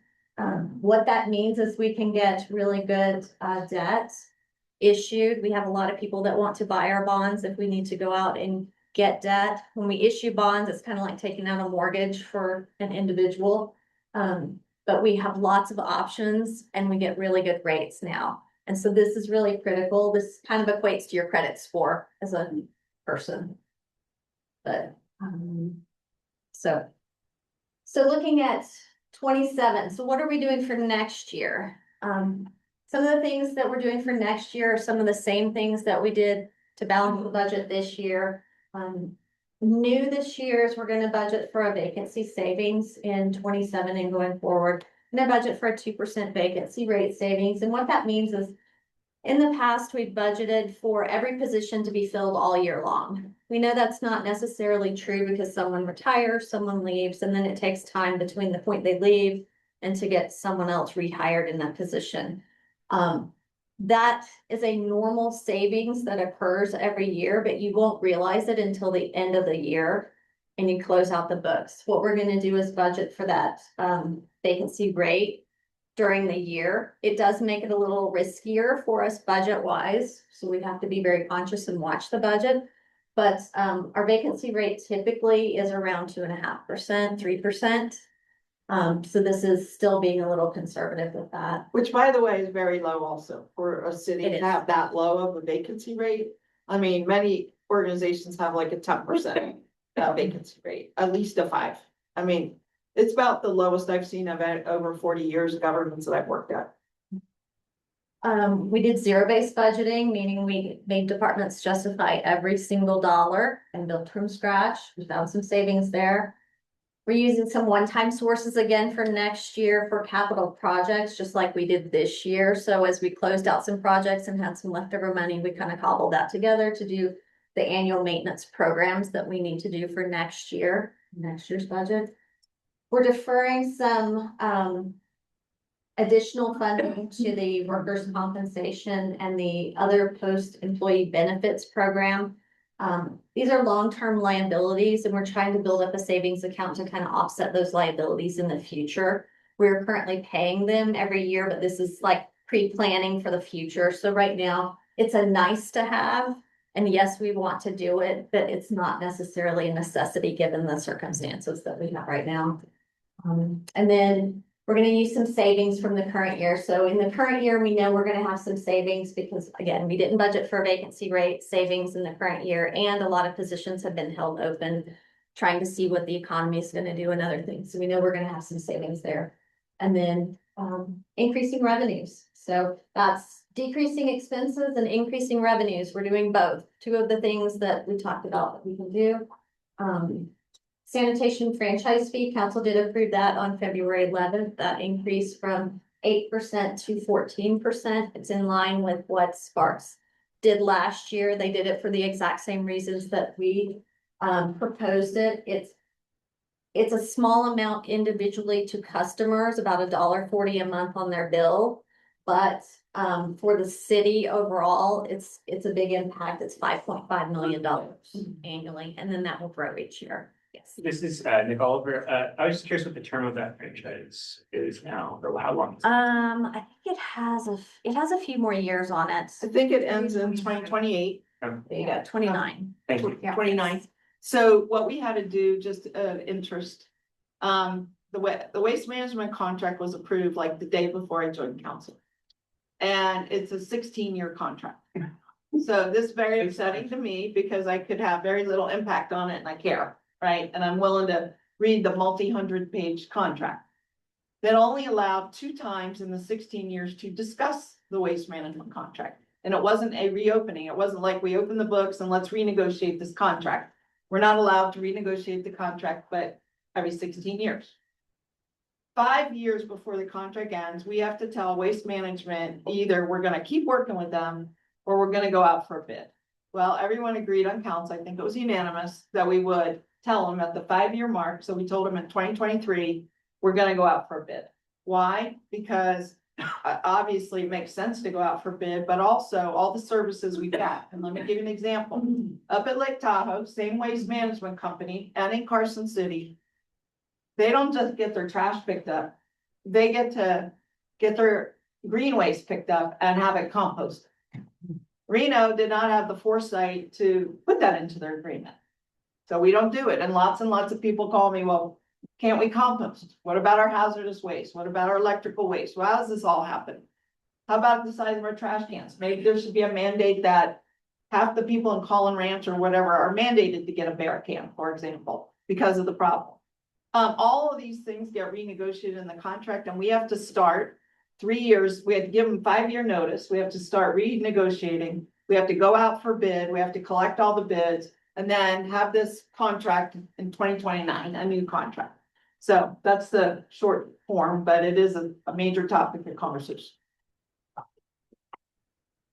Okay, so this is how we're balancing the budget for next year. Decreasing expenses, increasing revenues, those are the options. Brett Jenkins, for the record, are there any other revenue streams that you guys are looking at to increase? We look at the fee schedule every year. So on the fee schedule, we have various fees for departments. But a lot of the fees on the fee schedule are either dictated by NRS or some other policy. So you're not able to increase them, or if you can increase them, we can only increase them by CPI. CPI that we use is the December CPI for the Western regions. And that is 2.7 for this year. We all know 2.7 is not keeping pace with inflation. So even on the fees that you see on the fee schedule that we have, that we are able to increase by CPI, they're only going up by 2.7%. Very small amount. On the, Bill Sherm for the record, on the topic of increasing revenue, do you know ballpark numbers, how much revenue is generated from 1,000 hotel rooms? As far as like room tax for us. How much or- revenue does the city of Reno get on 1,000 hotel rooms in a year? Well, we would get room tax, obviously, and we would get the $2 surcharge, which is $2 per night. That goes into that fund. But as far as the real generation for us on the revenue is people coming to town, staying and spending money out in the community, so we get sales tax. That's where we really. Okay. So if I'm doing the math right, so it adds up. The reason I ask that is we have unregulated hotels called short-term rentals that we don't collect taxes on. That we probably should. And that would be another source of revenue for the city. I know that Because it is a there have been a business. lot of conversations around that, we're looking at all avenues really. And that is one area that we have talked about. The 1,000 I ask you, because yesterday I looked, there's 1,000 Airbnbs that you can rent next week. That is correct. Right downtown. Sometimes there's more. So that's where I came up with that number. So that's why is, I mean, we're thinking about places to generate revenue. Or you're Absolutely. counting the dollars. Well, and also, it is a business and they're not paying a business license fee, to my knowledge. I don't believe so. Lance has done several presentations on the Right. true business license to discuss these. There's a lot of challenges with it. There's a lot of staff time that it would take to monitor this. I mean, there's a lot of considerations. I know there's a lot of consideration there, but when you're looking at the chart before and, $5.5 million makes a difference on a franchise fees than taxing an unregulated business. Another thing we brought up is parking fees. So we have not stood up really a very effective parking enforcement. So a lot of people don't pay the parking meters. That is money, ticket. Well, we have changed. So It's efficient now. it's in just literally the last month, maybe last 2 months. For years, they really weren't enforcing, and they always say they can pay for the 2 people themselves and make revenue for the city. Right. It's not that people love it very much. They would like free parking. Right? Paid like $60. It was $60 for, did you overstay a day or what? I remember having paid $60. Okay. So probably by the time I paid you want to pay with a credit card, $64 fee and, Okay. Well, I know at the airport, I think for staying 24 hours, it's something like $24 or something like that. I was going one time. Okay. But anyways, thank you. We have 2. The second one is, where's your contingency fee? The first one is half a question, half for the board about the short-term rental issue. And similar to what Naomi said, a lot of pretty smart people have run the numbers. When these things came to council, I talked to Jackie at one point about why does your staff report sound pretty much like we're not gonna do this, and that council's being semi-told that the right answer is to continue monitoring. And it's what you said, of course, well, that would require a staff person, blah, blah, so there's always front end costs that we don't have, so we really can't go that way. But some people who are pretty well versed in finance, taxes, fees and rentals, et cetera, business licensing, did, as Naomi alluded to in some other scenario, it does generate enough money to have the FTE, to pay for the FTE and still have revenue benefits. So this has all gone to council a whole bunch of times, Bill. I mean, it's been presented in so many different ways, but I wonder about the business license taxing scenario. And we don't do them because we don't have 5 properties, therefore they don't have to get a business license, or 4, whatever the cutoff is, 4 properties or 4 3. properties for business licensing requirements, so they don't get the business license. But so the question in there is, one, for your consideration, since you're the money person, to just kind of keep that in mind about some way to make that work with a little front end capital to get it going, because it's going to pay for itself and produce revenue if you could do it. So there's that.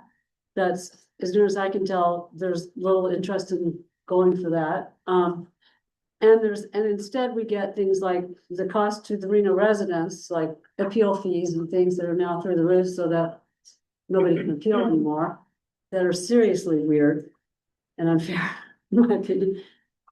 So I'm thinking about, where's your contingency fee in here, because we just had this big 1-point-something million unknown expense crop up, yet we were still saying we're balancing our budget. So how did that happen? Where's the contingency money that covers that?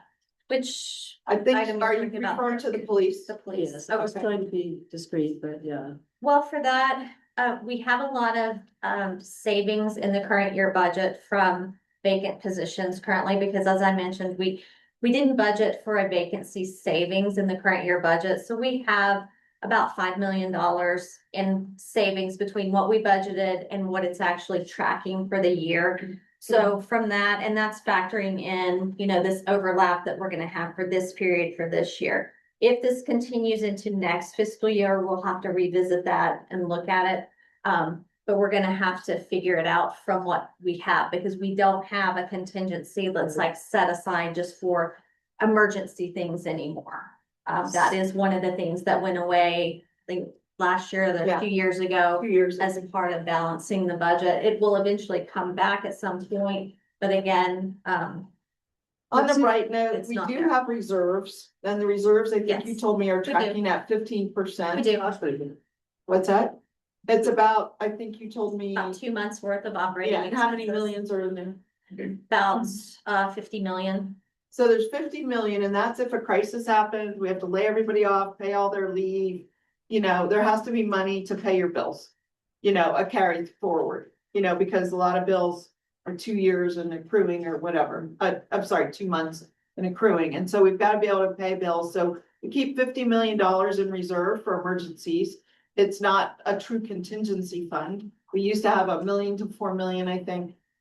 Something. Million. We had a Million. million contingency. Like when we have a big fire on the edge of town and there's all these extra expenses and the grant money doesn't come back in from the federal government, so whatever, Right. you know, have to have money. So is the city required to have a reserve fund, like how? Interest associations are requires supposed to? 4%. We're at 15%. It's a very big difference between that. So we're in a good spot as far as reserves to make sure we can weather some storms. We don't have more than we need, but we're certainly not at 1% either. That's good to know. I don't want to ever get really below 10%. Once you do that, then we start having trouble paying bills, because the revenues, a lot of them are quarterly. A lot of these big revenues pay quarterly. We have bills every single day, so you still have to pay bills. You can't pay them when we get paid. Right. And so that's really what fund balance, when we call that 15%, is for us. That's our operating money. Yeah. Excuse me, Sean, for the record, are there limits on what you can use those reserve funds for? So if the city gets sued, for example, and they say, I'm sure they get sued all the time, but let's say there's like, you know, $30 million, you know, judgment against the city for who knows what. Can you hold, do you have a separate fund for we're getting sued here, or, can you use reserve funds to cover that type of We situation? do have a risk fund where we pay our legal claims from now, and Okay. we have those. I think it's around $8 million. Don't put me on, it used to be 5, but we built it up a little bit. I think it's around 8 million is what we have in there. That's available first. We also have, what do you call it? The insurance that kicks in after a certain, Yeah, I think think after the our name of first $1 million or something. yes. We have insurance that covers maybe the kicks in. next $5 million. Stop loss. That's what Okay. it's for, stop loss insurance as well. And then obviously the general fund is discretionary funds too. Okay. So if we had to look at something with that, we can, that's Okay. discretionary. That's like last case. Yes, Worst case. Okay. yes, And the best thing is stay out of lawsuits, right? right. Much as you Hire competent people as much as you can. Exactly. So upcoming, tomorrow, I will be presenting the monthly financial update to council. I come before council at the second meeting of every month to give an update.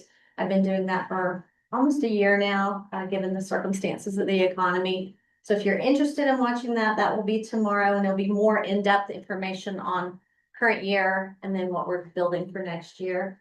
May 6th, we'll have a full overview of the budget. Again, we did a workshop on March 4th, I believe. That was a full, in-depth overview. We're gonna do another one on May 6th to discuss the budget again. May 14th, we go before the Financial Advisory Board. And then we have the public hearing for the budget on May 20th, where it's actually adopted. This is the schedule kind of upcoming as we continue to work through the process. And if you want to learn more, if this wasn't enough, you can always go online to Reno.Gov under the government section under departments finance. This is our city website here for the finance department. We have the city budget. It's fully interactive. You can drill down on different charts and graphs and things in there. You can also find our financial reports, our audits in there, and a lot of other good information that is showing on the screen. The Reno checkbook is on there as well. Oh, there it is. Reno checkbook down here. You can look up anything that we paid. You can search by vendor. You can search by anything you want to search by in there and see what we paid and to who. This is a direct link to our accounts payable. Thank you. Other questions? Thank you. How do you do it? Thank you for being here. It's late in the day, so we really appreciate it. Thanks a lot. Chair, we do have a public comment for this item. Unless there are any other questions. No, the other thing I had kind of noted here is that just some feedback was that, we're dealing with the budget going forward. We would like to have planning staff available at the NAB meetings to kind of help with this process and inform the communities of that process. Also, the thing that we've been missing for the last probably year or two, police updates. And I know that was always an issue about overtime pay and things of that nature. I think that is also an important piece for us to have a kind of public safety kind of component to these meetings. And it has been sorely missed for some time. So I don't know how that gets worked in, but just providing that feedback that is something that the NAB here, at least in Ward 2, would love to have. Obviously, it's not going to be a priority given the budget situation, but that's just the feedback from us. I think Kelly got it. Yes, I do think staff is working on public safety updates, but we'll talk about this for sure. Thank you. Public comment? Public comment, Come on up. Ian Ludonsk, do you wanna provide public comment? You need to come up here. Okay. Okay, so where, Just come up here. Up here. okay, Just state your name, you'll have 3 minutes. it was actually a question for Vicky, but how much would, helping the Reno city budget, would cutting the actual city council's, paychecks be and not paying them until they leave office help the city budget? Well, I mean, certainly every dollar counts. It wouldn't be a lot of money. You saw the budget is 300 and some odd $million, $320 million. They could certainly cut some of their budgets. To do that, it's not gonna make a large difference in the big scheme of it, but certainly every dollar counts. Okay. You. With that, I do not have anyone online with their hand raised. I don't have any additional public comment cards. Okay, all right, then we will close item C1 with the thanks of Finance Director Van Buren and move on to item C2 for presentation and update on the city's public engagement practices.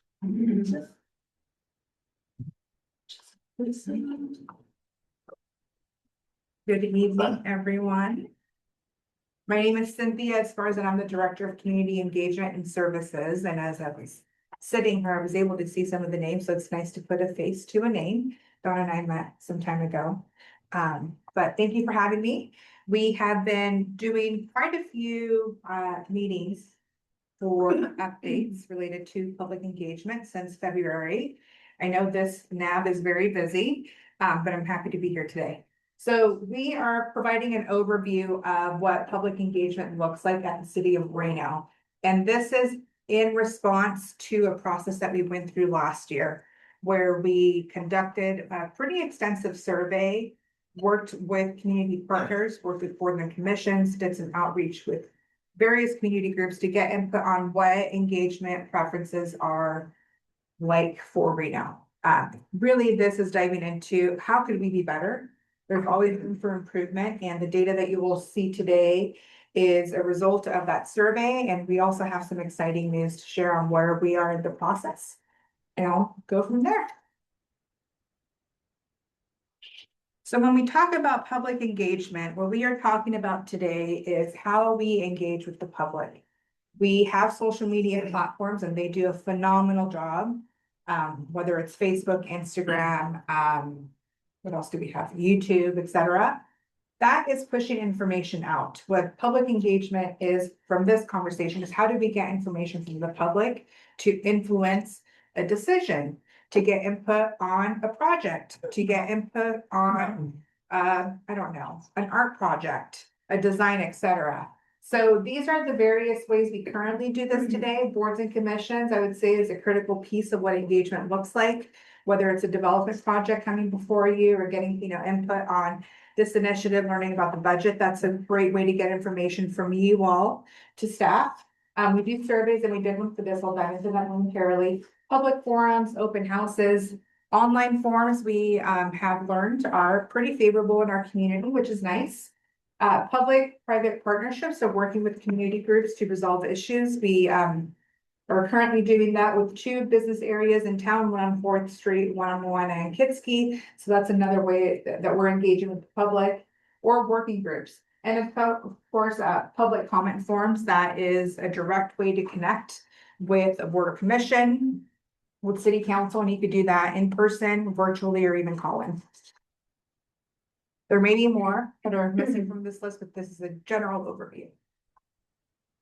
So why does this matter? This matters for multiple reasons. I'm sure you already know what these are. We want to ensure that we are working shoulder to shoulder with the community, building trust, being transparent, being accessible as well, and ensuring that the information that you all providing are helping us make better decisions as an organization as well. Your participation obviously is very important, hence why boards and commissions exist. They serve as a way to provide that information directly to staff, but also for us to share that information with you all. And ultimately, effective public engagement leads to better policies and outcomes because we are incorporating feedback from the public, ensuring that the proposals that are being presented have been vetted and we have considered all different aspects. More efficient use of resources. We obviously do not have a lot of resources, as Vicki was highlighting, and we are expecting to see larger impacts later on. So how could we work with the current resources that we have available and make the best use of your time as well as staff time? And last but not least, we want to ensure that we're building more resilient communities. As we look at public levels of participation, there's what they call the orbits of participation, the different layers of participation with local government. It's almost like an onion with multiple layers. the inside, you have policymakers, decision makers. And as board and commissioners, you all serve as advisors. So I thought these were helpful definitions, certainly play a critical role in sharing your knowledge. So your knowledge from Ward 2, Parks and Recreation would be a little bit different, of course, urban forestry would be different. Also ensuring that we are, have the advisors that allow decision makers to gain a diverse perspective. So if there's a development project, you all may live right next to the area that is being proposed, right? You have that perspective, you drive by it. So you have a different lens that you bring to the table. And then obviously, very last but not least, with the support of advisors, decision makers can make informed decisions. So when we look at participation levels, as members of the Board of Commission, you certainly fit here. Speaking of the public engagement review process, so this kicked off last year. And what we did was really start the conversation on how we are currently engaging with the public and what the public prefers to do, whether it's in-person meetings, hybrids, meeting topics, locations, etc. So during that process, we had 15 in-person and virtual sessions, an online survey, and through all these engagements, we were able to connect with over 700 community members. I would also highlight that the survey, thank you to NAB member Keats and council member Dewar, who provided input on the survey before it went out to the public, and I believe was the company's name. Data analytics. Search, data, Was it data? it was, info search. So we had experts look at the tool that we launched before it went out to the public. That was open for a month. And again, we also were very thankful to have focus groups with boards and commissioners through that process.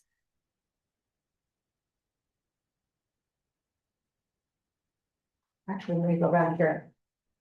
One of my talking points here. So the 358 survey responses, we were able to identify, or one of the questions was, how are you currently involved with the city of Reno? I'm not involved. I receive newsletters, or I'm a member of a board and commission. And we did get 48 responses from board members, which was nice. But of course, the questions as a whole were very holistic. We were looking at this through logistics, through location, structure, etc. So to highlight a couple of these for you all, these are the primary categories that were included in the survey and the findings that we identified. For locations, certainly people like to be in places where they feel familiar, but also being mindful that locations are accessible. Something that did come up in the survey is it on a bus route? Not everyone has transportation. Some people choose to also bike. So being mindful of those locations as well. The structure itself, on the topics of meeting structure, the community enjoys a more informal, interactive, or semi-structured approach to engagement. This could include a workshop, town halls, or coffee with council members as well. And then based on feedback from the community, less structured operate with fewer guidelines, so it could be more conducive to engagement and conversation and dialogue. On the flip side, we also know that boards and commissions do have to abide by Nevada open meeting law. So it's a fine balance, but good feedback to keep in mind.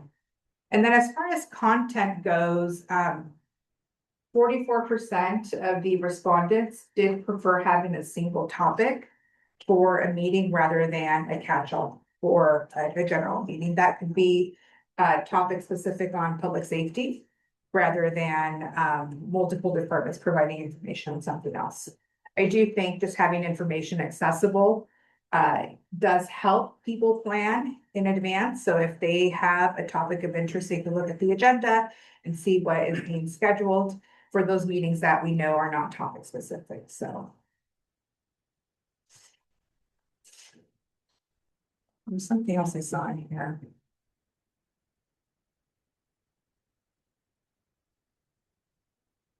And then last but not least, in relation to just general feedback as we continue to do this work, We're looking at changes internally to our online tools.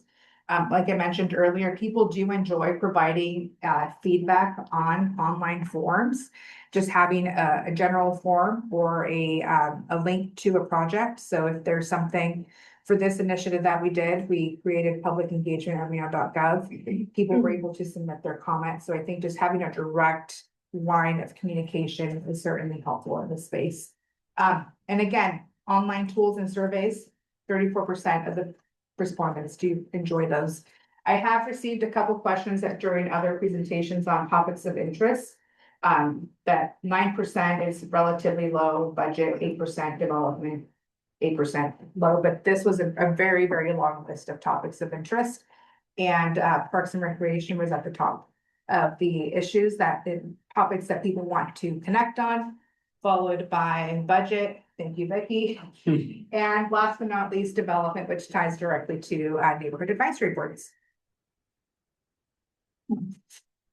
So as we went through this process, we've been doing research and really diving into what structure we need as an organization, what framework we could use. And the International Association of Public Engagement, Participation, excuse me, they have a model that is used widely. This is used by multiple cities, and what it does, it provides a framework on the work we're doing. So when you see inform, that truly is the realm of, say, our communications team, right? They're informing the public, putting information out. Our promise to the public in that category is that we will keep you informed on a topic perhaps. Or say neighborhood advisory boards have newsletters. That's a way to stay informed there. Consulting, involve, and collaborate. Those are the processes where we are seeking public input. So rather than pushing information out, we're seeking information to come into the organization. So through those categories, as we move forward with this public engagement plan, and we have citywide initiatives, we will look at these projects through, okay, we are doing what's a good example? Micromobility. Micromobility. Are we seeking to consult? Are we seeking to involve? Or are we seeking to collaborate? So we're working on that with our teams. We have done this with a couple initiatives internally, which has been fantastic.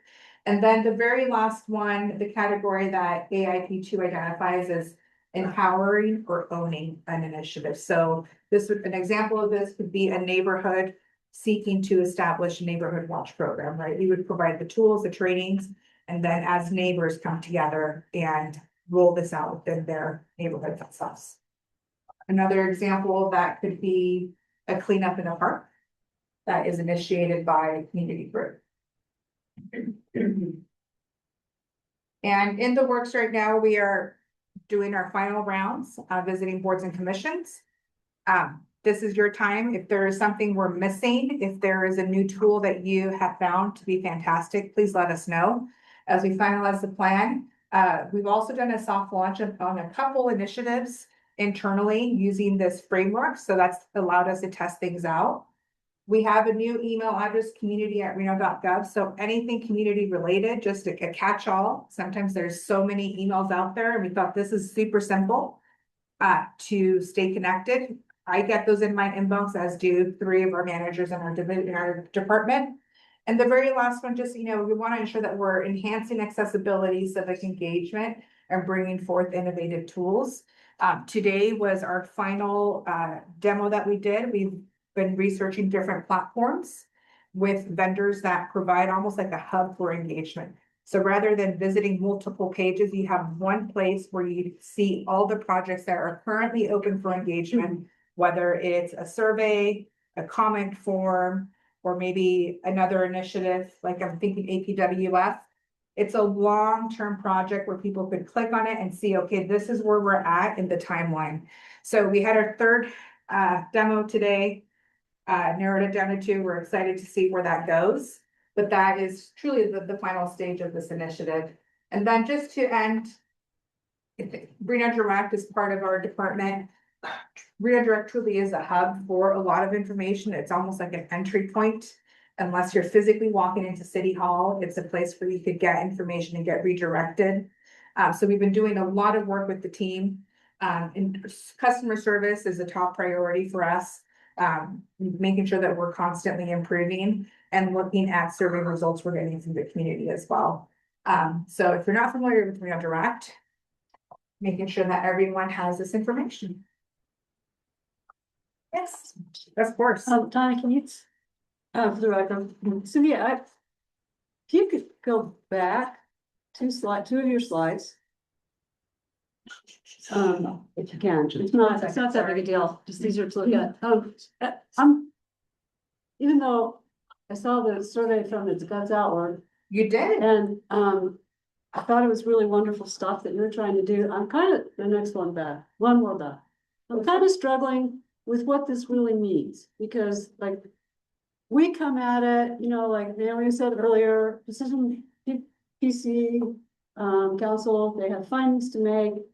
You know, what we say doesn't really matter. So what kinds of ways is this? You mentioned if a neighborhood has a something they want to do, but is this more? I'm just struggling with the application. What kinds of things are you talking about that you would think that we would be collaborative and you say, we will implement what you decide? I've frankly never seen that happen anywhere in the city, so I'm kind of wondering what project kind of thing would that be? Yeah, well, I think part of the public engagement process is to get that input from everyone, right? But the reality is there are multiple opinions and different feedback we will receive, and as policymakers, very tough job to combine all those, right?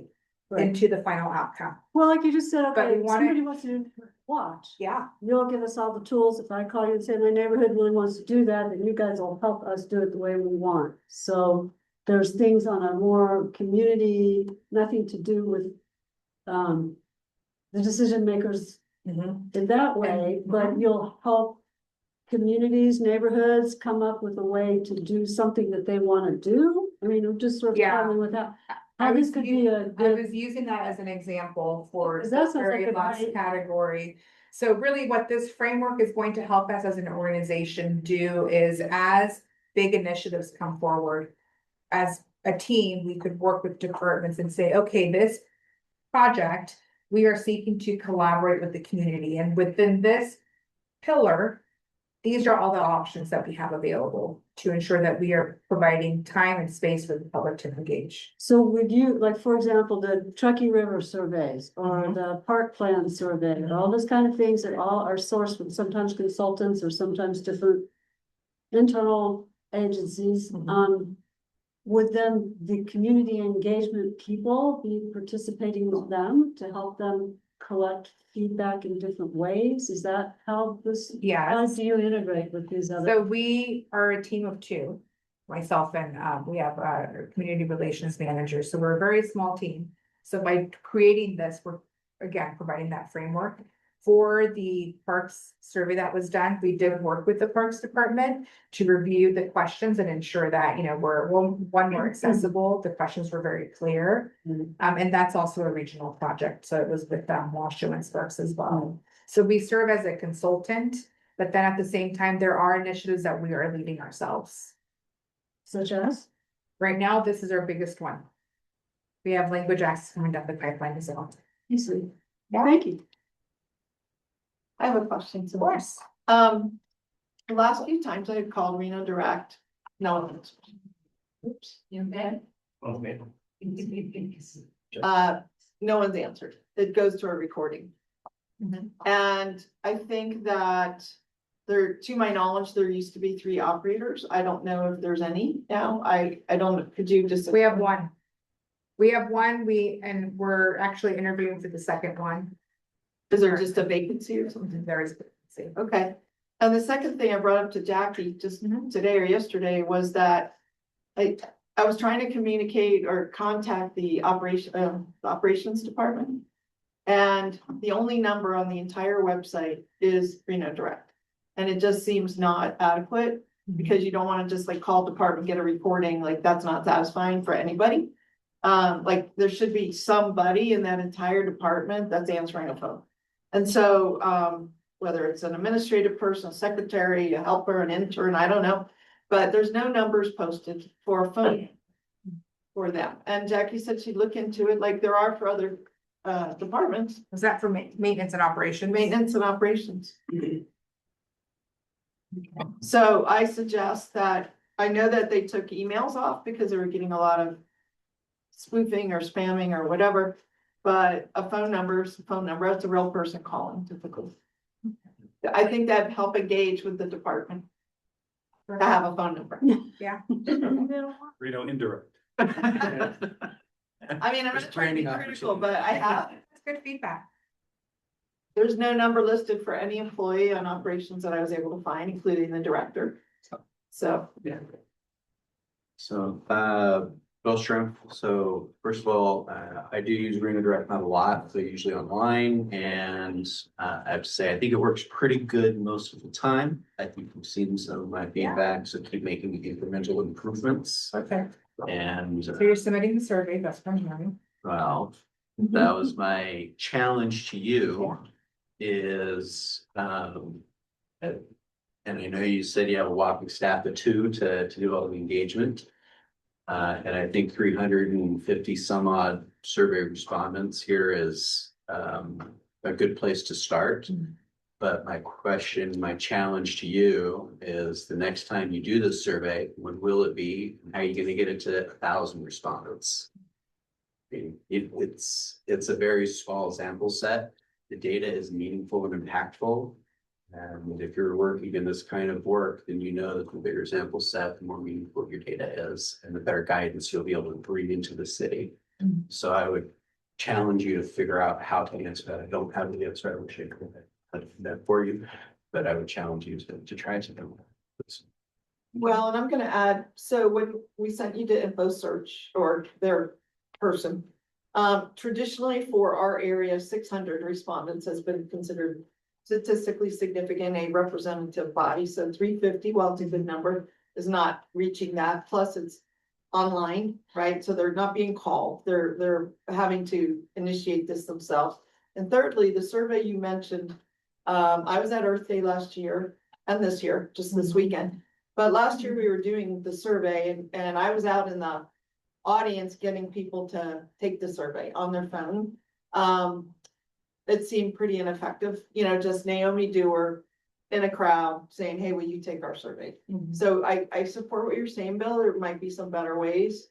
Maybe sending it directly, and maybe you did this to all people that are on all newsletters, maybe.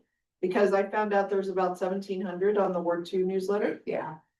But all newsletters combined, not just all NABs, but all newsletters might help push it out further. Maybe you did that. We did do that. Yeah, Yes. and we We still only use got. those lists quite frequently. And I'm part of the problem, right? As I challenge you to get more, I'm part of the problem because You didn't answer. I didn't answer and I'm resistant to a lot of it too, because I get so many, Right?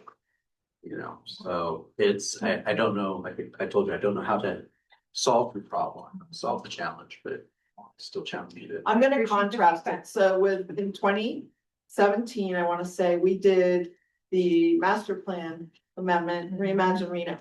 We got 7,000 people to comment. Participated, sent in written comments. We had, I mean, all those meetings, like down on the river, whatever, just based off the name of the place, McKinley.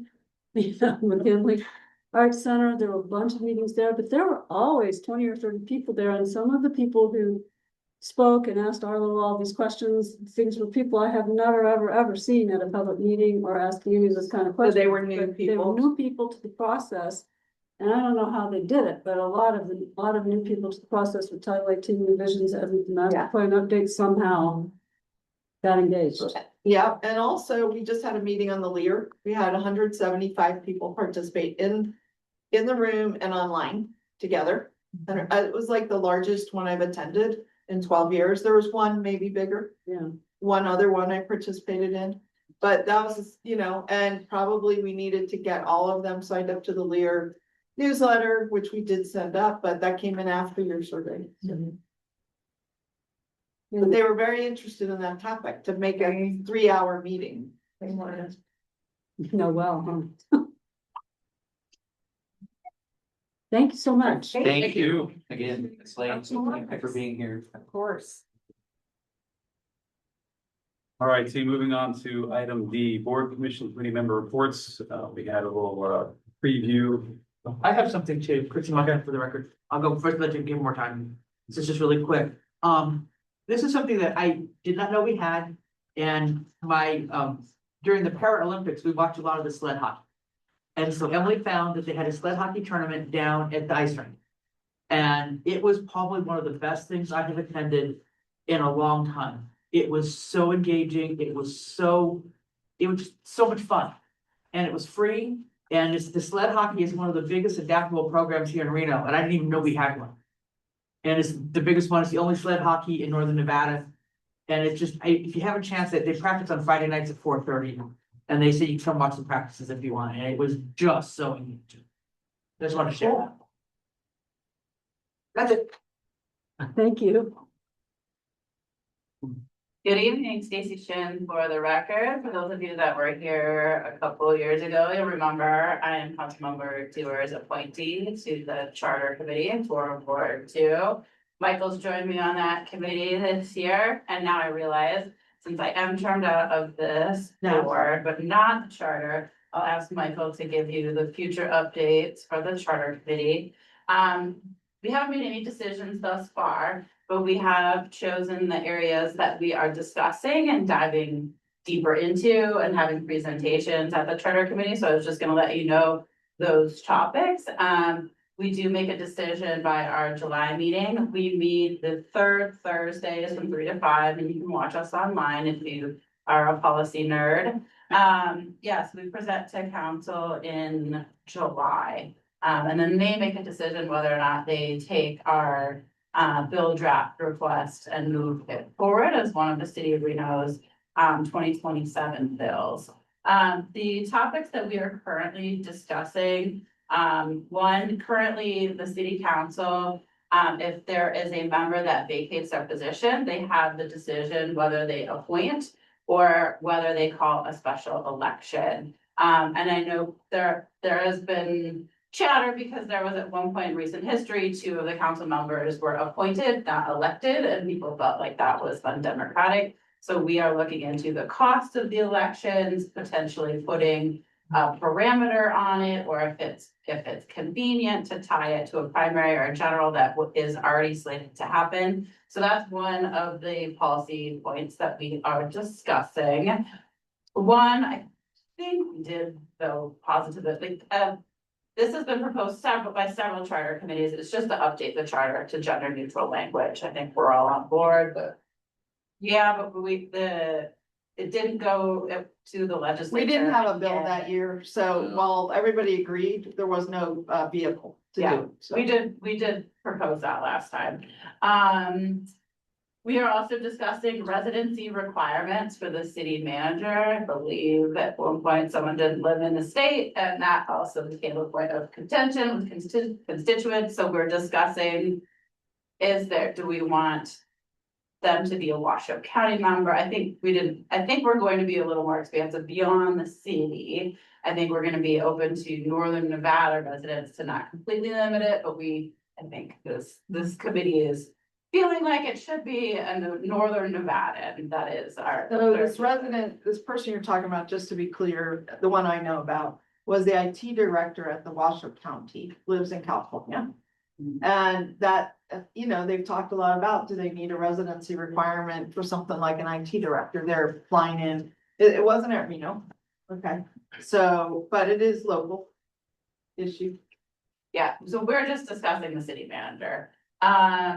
The other presentation that we are going to have at our next meeting is currently folks that live on the reservation at Reno Sparks Indian Colony do not get to vote in municipal elections. And so there's been some back and forth. I know that my colleagues brought this to the legislature last session, and Legislative Council Bureau actually said it was a charter level thing, and the city's telling us it's a state level thing. So we have legal folks meeting right now with the city to have that discussion, but if it is within the purview of the charter committee, we would like to have that discussion to open up for colony members to be able to vote in municipal elections. But there is the issue because the colony doesn't, actually want to like fully become the city. Also, but yeah, sovereignty issues. This is all going back and forth. So if you want to listen in, that's going to be presented at the next. Sure. Do they pay taxes? To the city? Well, they're not annexed in current, So they're not paying property tax? to my knowledge, I would. Or to the county. So they're not within the city jurisdiction. So just be clear on this. The county covers the whole county, whether it's incorporated, meaning the city's incorporated, or it's unincorporated area. But sometimes what happens is like the county wants to reduce their responsibilities. So the things they're responsible for are things like libraries, senior services, the elections, and I could go on. Things that affect every resident of the county. But sometimes they say, like with the sheriff, well, you got the Reno police, we're not gonna patrol in the city. Okay, but some roads in the city actually belong to the state, like McCarran. And it's owned by NDOT, not RTC, not Reno. And it is patrolled by what used to be called the Nevada Highway Patrol or the state police. So this is an example of a jurisdictional issue where McCarran was getting no enforcement. Because NDOT or State. Nevada Highway Patrol was not showing up. Right? They would show up on like 395 and I-80. So, and I-80, as I understand, federal, but managed by the state road. So to your point, there's this question about jurisdiction, what services you get. And often the county's charging, has been charging us to do, like the morgue and the investigations, like as if we're not county residents. We're like, well, wait a minute. We're in the county, we pay taxes like everybody else. We should that should be a service that we don't have to pay extra for. We should just get, just like belonging to the library. You don't have to pay extra because you're in a city. You're already paying extra higher taxes in the city than you are in the county. Yeah. So I'm glad you're dealing with it. No, Yeah. it's a very difficult nuanced question. Yeah, I mean, they're a sovereign nation, but they are also embedded with it, like, so we've looked at examples elsewhere, sorry, Stacy should, for the record. Yeah, there are other, tribes that do have the ability to vote in other places. Anyway, we're investigating because we have both the city and the state both Very interesting. saying it's the other's jurisdiction at the moment, so TBD. I have a question.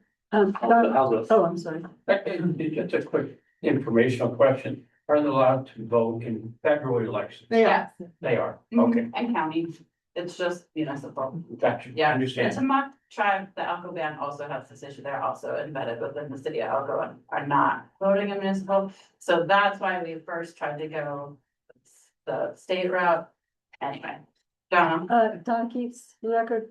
I'm just wondering why? I mean, did the colony come to you and say Yeah. they wanted to vote? yes, That's- they did. Also, I'm just This gonna year. be honest, back in 2014, when I was first running, I met with the tribe. And that's when actually the colony, which is 3 tribes, and that's when I first found out they could not vote in municipal elections. And I thought that was, not good. I've been advocating on this issue for a while because I think everybody should be able to vote. I mean, if you're in a city, you could be arrested by a city police officer.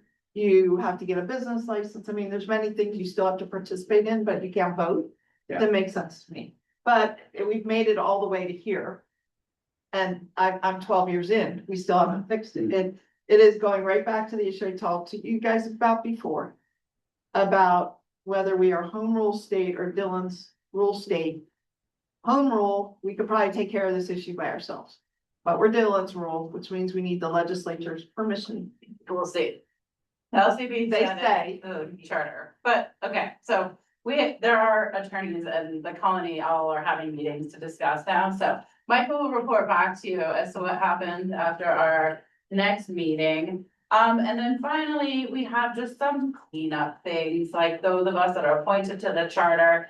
The majority of the committee is appointed by council, mayor, but then we also have appointments made by the majority and the minority assembly and senate parties. So, but our terms aren't synced up. Luckily, mine was synced up with her term, but not all the appointees are synced up with who is appointing them, so it just gets confusing, like assembly is only 2 years, right? But then like council and senate is 4, and they're staggered, so it's really confusing who's coming and going, and so we just wanna do some cleanup language around that. I think there was some also cleanup around like when the vice mayor gets voted on. Yeah, I don't know what you were dealing with there, but just so you guys know, the vice mayor gets picked in November, shortly after the election. And I think they were looking at a little, I don't know what you were looking at actually. Yeah, but we're getting that presentation next time, right? We were talking possibly, because December is quiet month for the city council. Doing that. Possibly the first meeting of January. Makes a lot of sense. Just like a little more leeway, so not things that are like super policy critical. The only thing is, let's say, right now Miguel Martinez is the vice mayor, but let's say that he wasn't running this time. I mean, that he chose not to run, there'd be this 2-month gap with no vice mayor. So that's one of the challenges. Yeah, so that is our docket for the 2026 City of Reno Charter. Thank you very much for that Thank you update for the update. and your service. Any other comments from board commissioners? Yeah, so what is your term? I mean, is it coincident with mine? It's yours, yeah, so I'll Okay. be done in November. Okay, so that means whoever takes my place will have a charter opportunity to So, appoint the charter. yeah, and hopefully, well, if this were to get, well, I guess no, because we need the legislature, never mind. But I mean, and you are, Michael, appointed by a legislative group, right? So that's not synced up. I mean, I didn't appoint you, you know, but you were appointed by someone and is on a different term. You Yeah, just so you'll- coincidentally happen to be on the net. Yes. Yeah. Correct. Okay, all right, moving on to item E, our final public comment tonight. I have one from Tony Harsh. I'll be very brief because I'm watching the clock. For the record, Tony Harsh, and just a comment about the charter. Up until, I think, 2002, the city manager was required to live in this city. And this was a major issue. So, But the charter changed?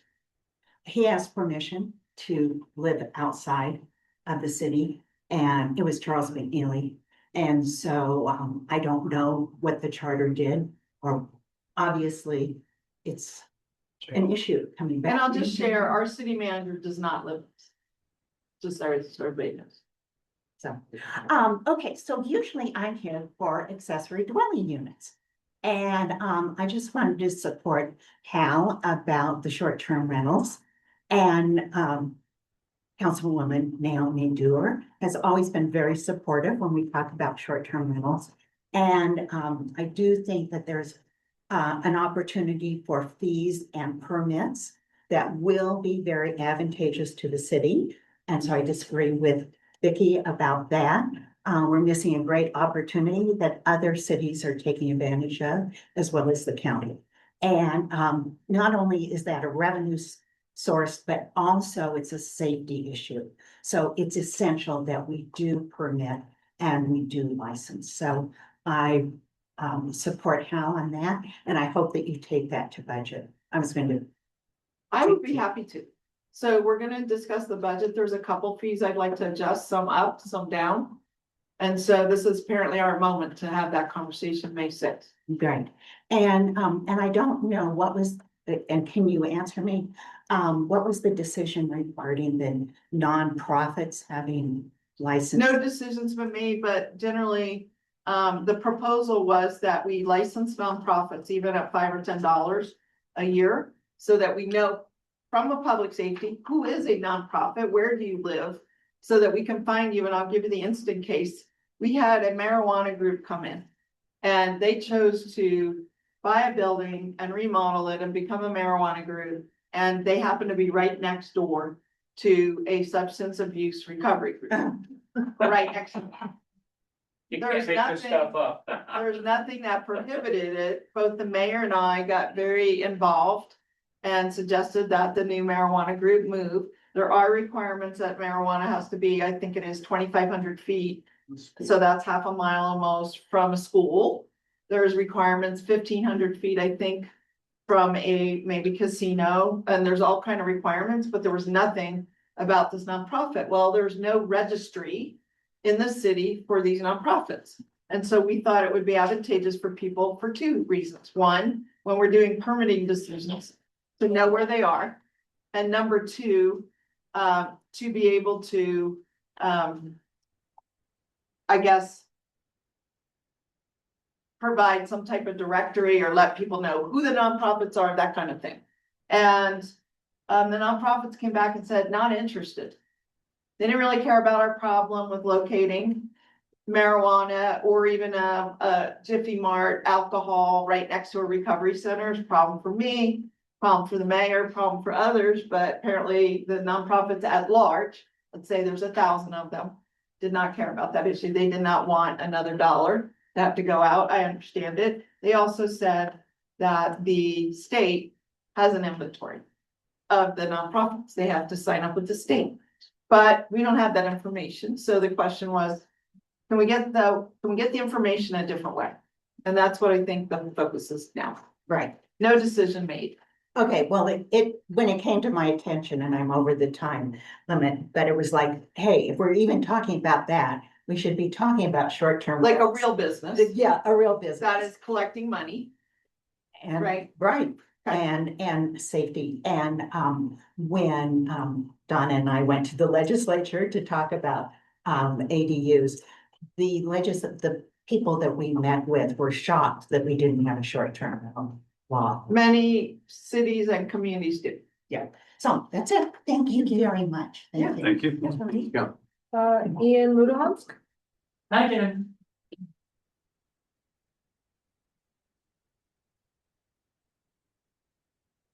Hi, I was just curious, why is the city manager allowed to live outside of Reno instead of within the city limits?